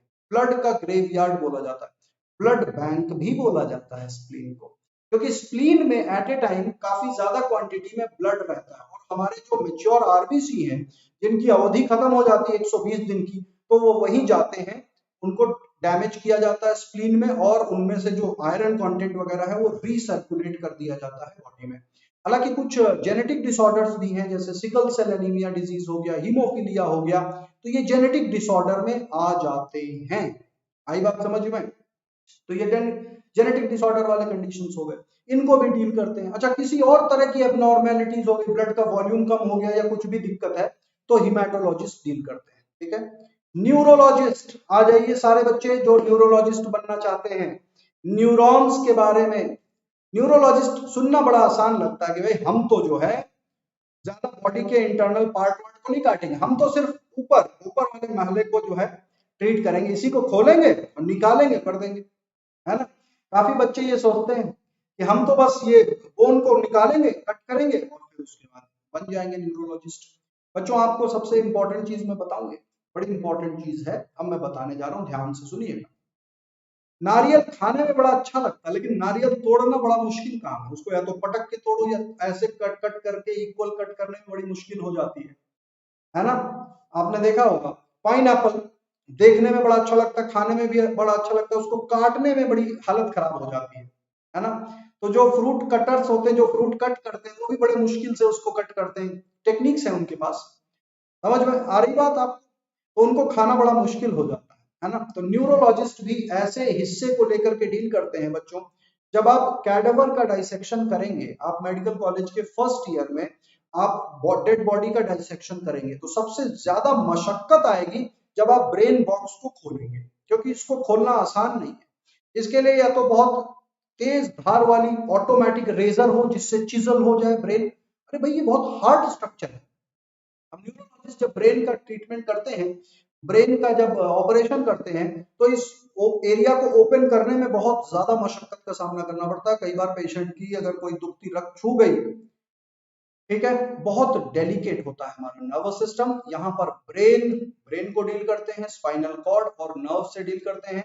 दे ट्रीट स्ट्रोक्स, कोई स्ट्रोक हो जाए, ब्रेन एंड स्पाइनल ट्यूमर हो जाए, इनमें डील करते हैं। एपिलेप्सी, मिर्गी के दौरे पड़ते हैं, आपने देखा होगा, एक बीमारी होती है, सीजर्स होने लगते हैं, हाथ पैर में कंपन होना शुरू हो जाता है, मुंह से झाग निकलने लगता है, सलाइवा, एक्सेस सैलिवेशन, जो हमारे सैलिवरी ग्लैंड्स हैं उनमें से एक्सेस सैलिवेशन होना शुरू हो जाता है। अच्छा बच्चों, सैलिवरी ग्लैंड से रिलेटेड एक बात समझ याद आई कि हमारे पास 3 पेयर ऑफ सैलिवरी ग्लैंड है, एक चौथा ग्लैंड ढूंढने में आया है, लेकिन आप नीट के एग्जाम में 3 पेयर ही लिखेंगे, क्योंकि एनसीईआरटी में 3 पेयर का ही जिक्र है, और एनसीईआरटी में अभी कोई संशोधन इतनी जल्दी नहीं होने जा रहा है। ध्यान रहे, 3 पेयर्स ऑफ सैलिवरी ग्लैंड को ही याद रखिएगा। तो ये सैलिवरी ग्लैंड ज्यादा एक्साइटेड हो जाते हैं एपिलेप्सी में, मिर्गी के दौरे में। ठीक है, फिर पार्किंसंस डिजीज, अल्जाइमर डिजीज, जिनमें ब्रेन के न्यूरॉन्स डेड होने लगते हैं, तो ये सारी की सारी चीजों को न्यूरोलॉजिस्ट ही ट्रीट करते हैं। तो न्यूरोलॉजिस्ट भी अपने आप में बड़ी इंपॉर्टेंट स्पेशलिटी है, न्यूरोलॉजी या न्यूरोलॉजिस्ट बड़ी इंपॉर्टेंट स्पेशलिटी। अब एक पायोनियरिंग ब्रेन सर्जरी के बारे में सुन लीजिए। ऐसा हुआ है दुनिया में, ऐसा किया गया है। एक टीम ऑफ सर्जन ने, एक ये वायोलिनिस्ट है, देख लीजिए ये वायोलिन बजा रहे हैं, इन वायोलिनिस्ट का ऑपरेशन किया। दिमाग का ऑपरेशन चल रहा है, ब्रेन का ऑपरेशन चल रहा है। देख लीजिए एक बैरियर लगा हुआ है और उस बैरियर के पीछे डॉक्टर दिमाग को खोल करके ऑपरेशन कर रहे हैं। इस तरह का लोकल एनेस्थीसिया दिया गया है कि इनको वो बिल्कुल भी समझ में नहीं आ रहा, उनको पेन फील नहीं हो रहा, लेकिन इनको बजाने दिया जा रहा है, इनको गिटार बजाने दिया जा रहा है, और गिटार बजाते हुए दिमाग को स्कैन भी किया जा रहा है कि क्या क्या चेंजेस हो रहे हैं दिमाग में। यानी कि ये सर्जरी ऐसी है, इनके ब्रेन में ट्यूमर था। अब इस ट्यूमर को निकालने में खतरा ये था कि इनकी जो फाइन ट्यूनिंग वाले कुछ न्यूरॉन्स हैं, यानी कि ये जो गिटार बजा रही है, जो वायलिन बजाते हैं, इस वायलिन को बजाने की जो स्किल है इनके दिमाग में स्टोर, कहीं वो ना चली जाए। और कहीं ये स्किल चली जाएगी तो एक इंसान के लिए बड़ा मुश्किल हो जाता है। अब मान लीजिए कोई कोई प्लेयर है और उस प्लेयर का पैर एम्पुटेटेड हो जाए, कितनी बड़ी दर्दनाक सिचुएशन। अब कोई मान लीजिए कोई वायलिन बजाता है, वायलिन ही उसकी जिंदगी है, उसी से वो कमाई कर रहा है, इनकम कर रहा है। तो पता लगा डॉक्टर ने इलाज तो कर दिया और दिमाग के तार छिड़ गए, क्या होगा? तो डॉक्टर्स ने क्या किया, डॉक्टर्स ने एक थ्योरी बनाई, एक सजेशन दिया कि ऐसा करेंगे कि इनको इनका वायलिन बजाने दिया जाए, ये बजाते रहे सोते हुए, क्योंकि वो इतने ज्यादा एकस्टम्ड हैं कि वो नींद में भी बजाते हैं वायलिन, नींद में भी बजा लेते हैं। तो वो वायलिन अपना बजा रहे हैं, जब वायलिन बजा रहे हैं तो ब्रेन में एक्टिविटी हो रही है उनकी स्किल की वजह से। हाथ से जो वायलिन बज रहा वो एक स्किल है, उस स्किल को वो यूज कर रहे हैं, क्योंकि आपसे नहीं बजेगा, और जिसको नहीं पता, मुझे भी नहीं पता तो मुझसे भी नहीं बजेगा, जिनको पता उन्हीं से बजेगा। तो ये अपना वायलिन बजा रहे हैं और वो ऊपर देख रहे हैं दिमाग में कौन से एरिया में एक्टिविटी है, माने इस न्यूरॉन में ज्यादा बत्ती जल रही है, बत्ती जल रही मतलब एक्टिविटी ट्रेस हो रही है, तो उसको टच नहीं करना है, उसको टच नहीं करना, उसके साइड में काम करना है। आई बात समझ में? पूरे होशो हवास में। तो एक तरह का बैरियर बना करके ये किया गया है, ठीक है। He is not able to think everything completely, बच्चे, ठीक है ना। आप सोच रहे हैं, आनंद ने पूछा is he able to think, वो बच्चे पूरा नहीं है। देखो मैं आपको एक उदाहरण देता हूं। मेरी ग्रेट ग्रैंड मदर, मेरे फादर की ग्रेट ग्रैंड मदर, मैंने उनको देखा है बचपन में। तो वो गांव में रहती थी, विलेज में रहती थी। तो विलेज में इलेक्ट्रिसिटी नहीं होती थी। आज से मैं बात करूं, आज से 30-32 साल पहले, 35 साल पहले की बात है। मतलब मेरी एज है 38 के करीब, 38 क्रॉस हो गया हूँ। तो आप सोच लीजिए मैं 3-4 साल का था, तो उस टाइम की मेरे को याद है। तो गर्मियों के टाइम पर, गर्मियों की छुट्टियां होती थी तो हम जाया करते थे। तो वो जो है हैंड फैन नहीं होता, हैंड फैन को वो हिलाती थी, हैंड फैन हिलाती रहती थी। तो उनकी आदत थी, वो लेट जाती थी और हैंड फैन हिलाती रहती थी। और हमने कई बार देखा कि वो सो रही हैं, आंखें बंद हैं, लेकिन हैंड फैन चल रहा है, यानी कि वो स्किल है जो उन्होंने अडॉप्ट कर ली है। मदर्स में भी ये देखने को मिलता है, नर्सिंग मदर्स में भी देखने को मिलता है, जिनके पास छोटे बच्चे होते हैं, वो नींद में भी बच्चे को डायपर वाइपर चेंज कर देती है, कहीं कोई दिक्कत नहीं है, नींद में भी डायपर वाइपर चेंज कर देती है, ठीक है। और किसी किसी को नींद में चलने की बीमारी होती है, वो एक अलग चीज हो गई, है ना। तो मेरे एक ब्रदर को ऐसी दिक्कत थी, नींद में चलने की आदत थी। एक दिन रात को अचानक उठे, किचन की तरफ बढ़े, और दिख रहा कि नहीं दिख रहा कुछ नहीं पता। तो किसी ने पूछ लिया कहाँ जा रहे हो, तो कहते मैं चाकू लेने जा रहा हूँ। चाकू क्या कर, कहते एप्पल काटने।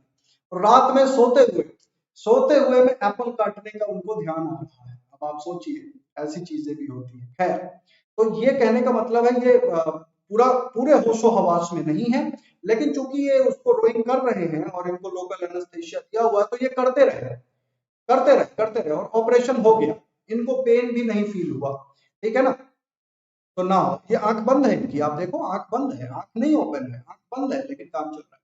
तो एज अ न्यूरोलॉजिस्ट आप भी इस तरह के पायोनियरिंग डिजीजेस को अंजाम दे सकते हैं, इनसे लड़ सकते हैं, निपट सकते हैं, जूझ सकते हैं, ठीक है। अब बात करते हैं बच्चों, ऑब्स्टेट्रिशियन एंड गायनेकोलॉजिस्ट, ठीक है। इनको ओबी या GYN भी कहा जाता है, गायनेको। मैंने आपको कहा doesn't matter whether a doctor is a male or female, अगर वो gynecologist है, and if he is a real doctor, he is true to his work, he is true to his patients, he is not anything else। समझ में आएगा? तो gynecologist या obstetricians, these are doctor focus on women's health। Woman, नारी शक्ति बहुत बड़ी चीज है, हमारे संसार को चलाने के लिए महिलाओं से बड़ा कुछ हो नहीं सकता। देख लीजिए, महिषासुर मर्दिनी माता दुर्गा ने आज ही के दिन महिषासुर का वध किया था, है ना। इसके अलावा दशहरा के दिन भगवान श्री राम ने रावण का वध किया था। ऐसी बात है ना, आज वो विजयादशमी भी है, और दुर्गा पूजा भी जो कोलकाता में होती है उसका भी आखिरी दिन माना जाता है। तो बहुत सारी चीजें आज के डेट से रिलेटेड है, और आज इस दिन, इस पावन दिवस पर मैं आपके साथ मेडिकल स्पेशलिटीज की चर्चा कर रहा हूं, और मैं आशा करता हूं कि आप सब डॉक्टर बने। भाई सीधी सी बात, इतनी मेहनत किस लिए हो रही है? संडे का दिन भी मैं नहीं छोड़ता, संडे के दिन आइडियली रेस्ट करना चाहिए, है ना। मैं संडे भी रेस्ट नहीं करता, क्यों नहीं करता? उसके पीछे का रीजन है आप, it is because of you, क्योंकि आप है प्राइमरी। समझ में आ रही बात? ठीक है। तो they take care of the women during pregnancy, child birth के टाइम पर दे डू पैप स्मीयर्स होते हैं, पेल्विक एग्जाम्स होते हैं, प्रेगनेंसी चेकअप्स होते हैं, है ना। तो ये सारे के सारे रेगुलर वर्क जो हैं गायनेकोलॉजिस्ट को ही करने होते हैं। ऑब्स्टेट्रिशियंस और चाइल्ड बर्थ में भी बड़े इंपॉर्टेंट होते हैं। They are trained in both the areas, है ना। बट सम ऑफ देम में focus on women's reproductive health. कोई कोई सिर्फ रिप्रोडक्टिव हेल्थ के ऊपर ज्यादा ध्यान देते हैं, जिनको गायनेकोलॉजिस्ट कहते हैं, and other specialise in caring for pregnant women, जिनको ऑब्स्टेट्रिशियंस कहते हैं। दोनों में डिफरेंस समझ लीजिए। गायनेकोलॉजिस्ट होते हैं जो वुमेन की रिप्रोडक्टिव हेल्थ में डील करते हैं, है ना। और प्रेग्नेंट वुमेन की स्पेशल मतलब जो उनका ट्रीटमेंट करें, ऑब्स्टेट्रिशियंस कहलाते हैं। तो ज्यादातर दोनों ही होते हैं, गायनेकोलॉजिस्ट एंड ऑब्स्टेट्रिशियंस एक साथ ही होते हैं, इनकी पूरी की पूरी टीम होती है। ठीक है। ये देख लीजिए, नन्हे मुन्ने बच्चे हैं, हमारी धरती पर आ चुके हैं। एक की सफाई हो रही है। बच्चे के पैदा होने के बाद उसको ठीक से जो है नहलाया जाता है, बढ़िया से नहलाया जाता है। अब आप ये ना समझें कि इसको रगड़ा जा रहा है बार बार, ये एक ही बार रगड़ा जा रहा है, आपको दिखाई दे रहा है कि वो बार बार बेचारे को रगड़ा जा रहा है। ये देख लीजिए दूसरा बच्चा, वो अपना जो है, हालांकि 9 महीने सो करके आया है, लेकिन अभी भी नींद में है, क्योंकि नींद की ही आदत है भाई। 9 महीने सो रहा था, जगता भी है, ऐसा नहीं है कि सोता ही रहता है, लेकिन सोता बहुत ज्यादा है बच्चा। ठीक है ना। तो बच्चे मदर के यूटेरस में बहुत अधिक वक्त तक सोते हैं। और बच्चों एक बात आपको बता दूं कि जीरो ग्रेविटी सिचुएशन में रहते हैं इन अ वे, इनको ग्रेविटी का परसेप्शन नहीं होता बहुत ज्यादा।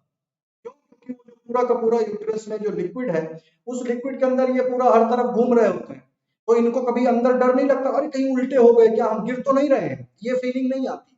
किसी भी बच्चे को ये फीलिंग कभी भी नहीं आती कि वो घूमते घूमते मदर के यूटेरस में अगर नीचे सर हो गया, तो बच्चा डरता नहीं है कि अरे अब आप बाहर निकल आए कोई बच्चा, अब बच्चे को ऐसे पकड़ के उल्टा करो, करना मत, उल्टा कर दो तो बच्चा डरेगा ना कि अब तो नीचे गए, है ना। समझ रहे हैं बात आप? तो बच्चे को अगर उल्टा लटका दिया जाए तो बच्चे यूजुअली डर जाते हैं, लेकिन जो मदर के यूटेरस में बेबीज होते हैं वो बिल्कुल भी नहीं डरते, लंबी गहरी निद्रा में सो रहे होते हैं, कुंभकर्ण की नींद में सो रहे होते हैं, है ना। तो ये भी बड़ा अनोखा है। इसमें भी बच्चे मेल फीमेल का कोई डिस्टिंक्शन नहीं है, आपको जो स्पेशलिटी अच्छी लगे आप उस स्पेशलिटी को चूज करने के लिए फ्री हैं। आप किसी भी स्पेशलिटी को चूज करें, बट एक चीज मैं आपको बताऊंगा, you have to be true to your work. आपको अपने कार्य के लिए ट्रू रहना पड़ेगा, सजग रहना पड़ेगा, उसके प्रति वफादार रहना पड़ेगा। ये नहीं कि आधा अधूरा काम, हम तो लगे हुए हैं, वो डाकू डॉक्टर वाला काम नहीं करना है। ठीक है ना, कि आप तो लगे हुए कि पेशेंट को कैसे बेवकूफ बनाया जाए और कुछ पैसे ऐंठे जाए। ज्यादा पैसे की जरूरत कभी महसूस हो तो आपको लगे कि आपका जो है मेडिकल प्रोफेशन से खर्चा नहीं चल रहा है, तो आप मुझे बताइएगा, मुझसे जो मदद हो पाएगी मैं आप तक वो मदद पहुंचाऊंगा। ठीक है। लेकिन पैसे लूटने की मशीनरी मत बनिएगा जीवन में कभी भी, आप चाहे जितने बड़े डॉक्टर बन जाए। ठीक है ना, ये बात याद रखिएगा। अभी भी स्पेशलिटीज बची हुई हैं, क्योंकि आज हमने काफी सारी स्पेशलिटीज इंक्लूड कर ली हैं। अभी गेस करिए कौन सी स्पेशलिटीज आने वाली हैं आगे। ठीक है ना, तो देखिए गेसेस आ रहे हैं, बहुत सारे गेसेस आ रहे हैं। कोशिश करूंगा कि जितनी ज्यादा से ज्यादा आपको कंप्लीट करा सकूं। और अब जैसे जैसे नीट 21 नजदीक आ रहा है तो प्रैक्टिस सेशन भी बढ़ाऊंगा, है ना। प्रैक्टिस सेशन आज भी है आपके लिए, अनअकैडमी क्विज है इसके बाद, इस सेशन के बाद बस कुछ और स्पेशलिटीज बची हुई है, इसके बाद अनअकैडमी क्विज करेंगे ह्यूमन फिजियोलॉजी के ऊपर, क्योंकि ह्यूमन फिजियोलॉजी बड़ा इंपॉर्टेंट टॉपिक है।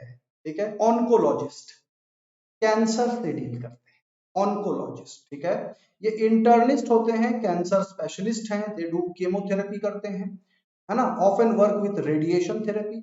Oncologist and surgeons to take care someone with cancer. तो रेडिएशन ऑन्कोलॉजिस्ट भी होते हैं, कीमोथेरेपिस्ट भी होते हैं, इनके साथ मिल करके ऑन्कोलॉजिस्ट, समझ आई बात। तो ऑन्कोलॉजिस्ट सारी की सारी चीजों को ध्यान देते हैं, कीमोथेरेपी में भी। अब इसमें अलग अलग डिपार्टमेंट है, क्योंकि कैंसर भी बच्चे एक तरह का नहीं है, कैंसर बहुत तरीके के हैं, लेकिन इन जनरल इनको हम ऑन्कोलॉजिस्ट की ही संज्ञा देते हैं, क्योंकि वो डील करते हैं अलग अलग टाइप के कैंसर से, और इनकी पूरी की पूरी टीम होती है, आपस में स्पेशलिटी बटी होती है कि किसने कौन से पोर्शन को संभालना है, किसने कौन से पार्ट को हाईलाइट करना है, इस तरह का आपस में डिस्टिंक्शन रहता है।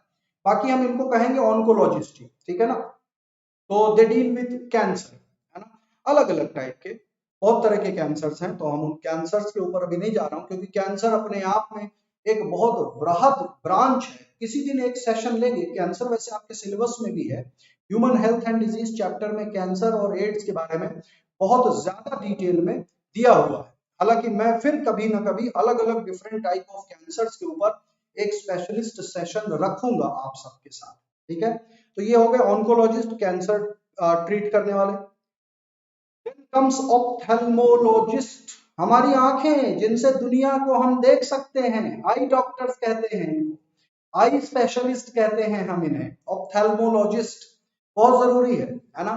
सो दे कैन प्रिस्क्राइब ग्लासेस और कॉन्टैक्ट लेंसेज भी प्रिस्क्राइब कर सकते हैं, they can prescribe glasses and contact lenses and diagnose and treat diseases like glaucoma, glaucoma जैसा, ग्लोकोमा अगर बढ़ जाए तो अंधापन हो सकता है, कंप्लीट आईसाइट जा सकती है। बच्चों दो कंडीशंस होते हैं आंखों में, मैं आपको एक छोटी सी बात यहाँ पर बताना चाहता हूँ। आंखों में दो कंडीशन, एक होता है रिफ्रैक्टिव एरर, ये चश्मा लगा दिया, दिख रहा है, अब मैं चश्मा उतारता हूं तो मुझे काफी ब्लैंक हूं मैं, तो एक तो हो गया रिफ्रैक्टिव एरर, तो दूसरा हो गया रिफ्रैक्टिव एरर नहीं है, आंखों के रेटिना में फोकस हो रहा है इमेज का, लेकिन आंखों की जो नर्व्स हैं उनमें वो क्षमता नहीं है, या रॉड या कोन में डिफेक्ट है, तो पूरी की पूरी लाइट को वो डिटेक्ट नहीं कर पा रहे, लो विजन कहलाता है।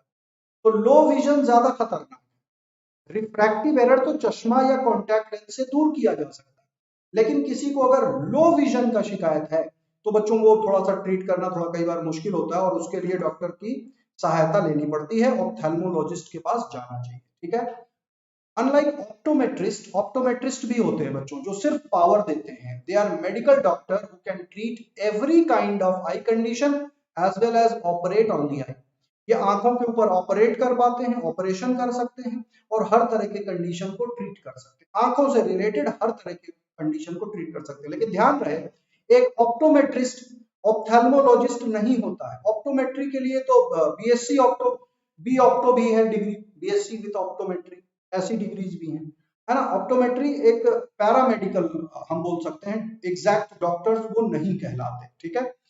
ये देख लीजिए, ये ऑप्टोमेट्रिस्ट कर सकते हैं, लेकिन इतनी जो भयंकर मशीनें लगाई हुई हैं ये डॉक्टर्स के काम है, ये मशीन इंस्टॉल्ड है, इनके सर के ऊपर नहीं लगा दी गई है, इन्होंने सर रखा जरूर हुआ, ऊपर से ये मशीन इंस्टॉल्ड है, दिखाई नहीं दे रही। आप ये ना सोचे कि इस पेशेंट बेचारे की आंख में लगा दिया गया इतना बड़ा सा एक चश्मा और बेचारी परेशान हो रही है, ठीक है ना, ऐसी बात है, डरी सी भी लग रही है, सहमी सी लग रही है, ठीक है। हुआ ये है कि इस पेशेंट की आंख में बहुत बड़ा चोट लग गया, तो वो दर्द के मारे रो रही है, ऑप्थेल्मोलॉजिस्ट उसकी आंखों के ट्रीटमेंट को करने के लिए उसको चेक कर रहे हैं क्या दिख रहा है क्या नहीं दिख रहा है, समझ में आई बात। दर्द से बच्चों जीतना बड़ा मुश्किल काम है, दर्द बहुत टेढ़ी चीज है, ठीक है। So there are 3 different types of eye practitioners, optometrist होते हैं, ऑप्टिशियंस होते हैं, और ऑप्थेल्मोलॉजिस्ट होते हैं, ठीक है। तो ये भी एक स्पेशलिटी है बच्चों, ये बड़ी इंपॉर्टेंट स्पेशलिटी है, ऑप्थेल्मोलॉजिस्ट, ठीक है, समझ में आया। अब आपकी बारी है बच्चों, आप सब कमेंट में बताएंगे कि कितनी स्पेशलिटीज के बारे में हम चर्चा कर चुके हैं अब तक, what are all different specialities, और इस ऑर्डर को रखने के पीछे का लॉजिक क्या था, ये आप बताएंगे, और तैयार हो जाइए ह्यूमन फिजियोलॉजी के ऊपर अनअकैडमी क्विज करने के लिए मेरे साथ, ठीक है। और एक बड़ी इंपॉर्टेंट बात मुझे आपके साथ शेयर करनी थी, वो इंपॉर्टेंट बात ये है कि अगर आप सोचेंगे कि मैं डॉक्टर बनूंगा तो डॉक्टर बन भी सकते हैं, नहीं बन सकते, है ना, लेकिन अगर आप उस दिशा में प्रयास करेंगे तो आप डॉक्टर जरूर बनेंगे, जरूर बनेंगे, जरूर बनेंगे। My best wishes with each one of you. जितने बच्चे इस वक्त सेशन को देख रहे हैं, सेशन को लाइक कीजिए, और 100% गारंटी है अगर आप उस दिशा में काम करेंगे तो आप डॉक्टर अवश्य बनेंगे, और उस दिशा में काम करने के लिए बहुत जरूरी है कि सतत प्रयत्न में लग जाइए, ठीक है, सतत प्रयत्न में लग जाइए, 100 एमसीक्यूज एवरी डे जरूर प्रैक्टिस किया करें बायोलॉजी के। 100 एमसीक्यूज अगर आप प्रैक्टिस करेंगे, 100 एमसीक्यूज, तो नीट 2020 अभी भी काफी दिन बचे हुए हैं, तब तक आपकी बहुत अच्छी खासी प्रैक्टिस हो जाएगी, और 100 क्वेश्चंस करने में हमारी अनअकैडमी क्विज का भी बड़ा भारी रोल है। इसके अलावा एक और बड़ी इंपॉर्टेंट बात कई बच्चे भूल गए हैं, नेग्लेक्ट कर रहे हैं, वो ये है कि एनटीए के पेपर सॉल्व करना शुरू कर दीजिए। अभी से एनटीए के ऐप को इंस्टॉल कर लीजिए और एनटीए के पेपर करना शुरू कर दीजिए। ठीक है, क्वेश्चन मैं आपके साथ दे रहा हूँ, 30 क्वेश्चंस दे रहा हूँ, इसमें एक्सपी पॉइंट्स भी मिलते हैं आपको 40 सेकंड्स के टाइमर के साथ। ह्यूमन फिजियोलॉजी, ठीक है, ह्यूमन फिजियोलॉजी, और मेरे सारे डॉक्टर बच्चों को करना है, आज ये क्विज करनी है और एक्सपी पॉइंट्स अर्न करने हैं। कोड मैं आपके साथ शेयर करता हूं, जैसे ही 100 के करीब बच्चे जुड़ जाते हैं मैं क्विज को स्टार्ट कर दूंगा। कोड है 816 709, 816 816709, ठीक है, 816709 कोड के साथ जुड़ जाइए। अब देखना यह है कि मैं इसको डार्क कर पाऊंगा या बच्चे पहले जुड़ेंगे। 100 बच्चों के जुड़ते ही मैं क्विज को स्टार्ट कर दूंगा। 816709, आज सेशन में काफी बच्चे हैं तो आप सब क्विज के साथ जुड़े, ठीक है। और जिनकी तैयारी नहीं है ह्यूमन फिजियोलॉजी को, पर कोई बात नहीं बच्चों, अटेम्प्ट करने में कुछ नहीं जाता है, कोशिश करने में कोई दिक्कत नहीं है। ब्रेन के तार हिलेंगे थोड़े से, और वो हमेशा काम का होता है जो तार हिलते हैं। अच्छा, कई बच्चे कम इशू मतलब वो कह रहे हैं कि जुड़ना कैसे, तो मैं बता देता हूँ, बिल्कुल ना घबराएं आप सब, मैं हूं आपके साथ। करना क्या है, you have to go to the play store, play store पर जाइए। प्ले स्टोर पर जाने के बाद अनअकैडमी लर्निंग ऐप को करें इंस्टॉल, अनअकैडमी लर्निंग ऐप को इंस्टॉल करिए। अनअकैडमी लर्निंग ऐप को इंस्टॉल करने के बाद नीट यूजी सिलेक्ट कर लीजिएगा। ये ड्रॉप डाउन आएगा बरमूडा ट्रायंगल ना, मैं इसको बरमूडा ट्रायंगल कहता हूँ, आप ना कहें क्योंकि वो थोड़ा सा कंट्रोवर्शियल एरिया है, खैर इतना भी कंट्रोवर्शियल नहीं है। तो बरमूडा ट्रायंगल पर यहाँ पर क्लिक कर दीजिए नीट यूजी में और प्लस सिलेक्ट कर लीजिए, ये प्लस सिलेक्ट कर लीजिए, ठीक है। प्लस सिलेक्ट करने के बाद फिर आप देखिए नीचे टेस्ट का टैब आएगा, ये आएगा टैब टेस्ट का, इस टेस्ट के टैब को भी हिट करिए, क्लिक करिए, ठीक है। सारे बच्चे समझ लीजिए, अनअकैडमी लर्निंग ऐप को इंस्टॉल करना है, उसके बाद नीट यूजी प्लस सिलेक्ट करना है, फिर टेस्ट के टैब पर क्लिक करना है। अभी 48 बच्चे जुड़े हैं, 100 बच्चे चाहिए भाई टेस्ट के लिए। फिर ज्वाइन क्विज पर क्लिक करिए, ज्वाइन क्विज पर क्लिक कर दीजिए, ज्वाइन क्विज पर क्लिक करें। ज्वाइन क्विज पर एक ही बार क्लिक करेंगे, 10 बार नहीं करेंगे, 10 बार करने से कोई फायदा नहीं है। तो ज्वाइन क्विज पर क्लिक कर दीजिए और फिर कोड एंटर कर दीजिए 816 709, है ना, बड़ा सिंपल सा कोड है 816 709, ठीक है ना। तो जितने बच्चे हैं सेशन में तुरंत के तुरंत इस कोड को एंटर करके जुड़ जाइए क्विज के साथ। 100 बच्चे होते ही क्विज कर दूंगा स्टार्ट, ठीक है ना। तो 816 और 709 ये है हमारा कोड, क्विज का कोड है 816 709। बहुत तेजी के साथ जुड़ रहे हैं बच्चे, 55 56 स्टूडेंट जुड़ चुके हैं। अब मैं शुरू करूंगा लेकिन 100 बच्चे चाहिए, 57 हो गए हैं। चलिए बाकी बच्चों को अपने सेशंस के बारे में तब तक बता देता हूं अगले 30 सेकंड्स, ठीक है। ये है स्पेशल क्लासेस का स्केड्यूल। बच्चों वैसे तो मेरी स्पेशल क्लास सुबह 10 बजे आपको मिलती है, लेकिन आज एक स्पेशल क्लास है जो वाकई में स्पेशल है। ग्राम स्टेनिंग प्रोसेस और बैक्टीरियल कल्चर के बारे में बताऊंगा शाम 6 बजे, तो आपको आना बहुत जरूरी है, ठीक है। आप सारे बच्चे अपने फ्रेंड्स वगैरह के साथ आएंगे मेरे स्पेशल क्लास में अनअकैडमी लर्निंग ऐप को इंस्टॉल करके। YouTube लाइव सेशन का स्केड्यूल देख लीजिए, मैं 7 बजे शाम को बॉटनी के सेशंस आपके साथ शेयर करता हूं YouTube पर। वैसे अनअकैडमी ऐप पर मैं कंप्लीट बायोलॉजी भी पढ़ाता हूं, ठीक है, तो आप मेरे कंप्लीट बायोलॉजी सेशन के साथ भी जुड़ सकते हैं। बच्चों टेलीग्राम चैनल को सबसे पहले एक्सेस करने के लिए टेलीग्राम ऐप को इंस्टॉल करें, go to the browser and type livedaily.me/chat, आप इस चैनल के साथ जुड़ जाते हैं। एक और बेहतरीन फीचर livedaily.me/neat, ये वो फीचर जिसके थ्रू आप हमारे सारे प्रीवियस लेक्चर YouTube पर देख सकते हैं। बात करते हैं बच्चों अनअकैडमी सब्सक्रिप्शन की, जो कि कंट्री का बेस्ट लर्निंग प्लेटफॉर्म माना जाता है। यहाँ पर मिलती हैं स्ट्रक्चर्ड लाइव क्लासेस, वो भी कंट्री के बेस्ट एजुकेटर्स के थ्रू। You can interact with us, live poll, leader board, test series analysis और लाइव डाउट क्लियरिंग सेशन जैसे फीचर आपको यहाँ पर मिलते हैं। वो देख लीजिए महेंद्र सर पढ़ा रहे हैं, फिजिक्स में कुछ पढ़ा रहे हैं, अनूप सर केमिस्ट्री में आप लोगों के डाउट सॉल्व कर रहे हैं, और मैं एक क्वेश्चन के साथ आपके साथ डिस्कशन कर रहा हूं। तो ये सारे के सारे ऑप्शंस आपको अनअकैडमी सब्सक्रिप्शन पर मिलते हैं। तो कंट्री के बेस्ट एजुकेटर्स यहाँ पर आपको मिलते हैं। अनअकैडमी लर्निंग ऐप को इंस्टॉल करिए, इंस्टॉल करने के बाद सिलेक्ट करिए प्लस नीट यूजी और गेट सब्सक्रिप्शन पर क्लिक करिए। फिर ये विंडो आ जाएगी, यहाँ अपनी जरूरत के हिसाब से सब्सक्रिप्शन चूज कर लीजिए बच्चों, ठीक है, अपने जरूरत के हिसाब से सब्सक्रिप्शन। जो बच्चे नीट 2021 के लिए अप्लाई कर रहे हैं उनको 12 मंथ का सब्सक्रिप्शन ही बेस्ट रहेगा। के लिए 2022 के लिए काफी वक्त है, तो आप 24 मंथ के सब्सक्रिप्शन के साथ भी जुड़ सकते हैं। ठीक है, यूज करिए कोड प्रदीप लाइव। इस कोड को यूज करते ही आप डायरेक्टली मेरे बैचेस के साथ जुड़ जाते हैं and you directly support me, कि आप मेरे सेशंस को देख करके जुड़ना चाहते हैं। That means you are directly supporting me for that. It's a social currency for us. तो मेरी सोशल करेंसी बढ़ाइए, यूज करिए कोड प्रदीप लाइव और जुड़ जाइए अनअकैडमी सब्सक्रिप्शन के साथ। आइकॉनिक सब्सक्रिप्शन भी ले सकते हैं, यहां पर भी कोड एप्लीकेबल रहेगा प्रदीप लाइव। ठीक है, आइकॉनिक सब्सक्रिप्शन पर आपको कुछ विशेष फीचर मिलते हैं, जैसे personal coach, expert guideline, NEET UG workshop, study planner, test analysis जैसे बेहतरीन फीचर।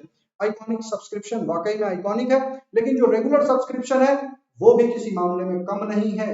हालांकि आइकॉनिक में फीचर्स एक्स्ट्रा, तो जो इसकी प्राइसिंग एक्स्ट्रा है वो फीचर्स की वजह से। तो डिसाइड करना है आपने कौन सा चाहिए आपको, है ना।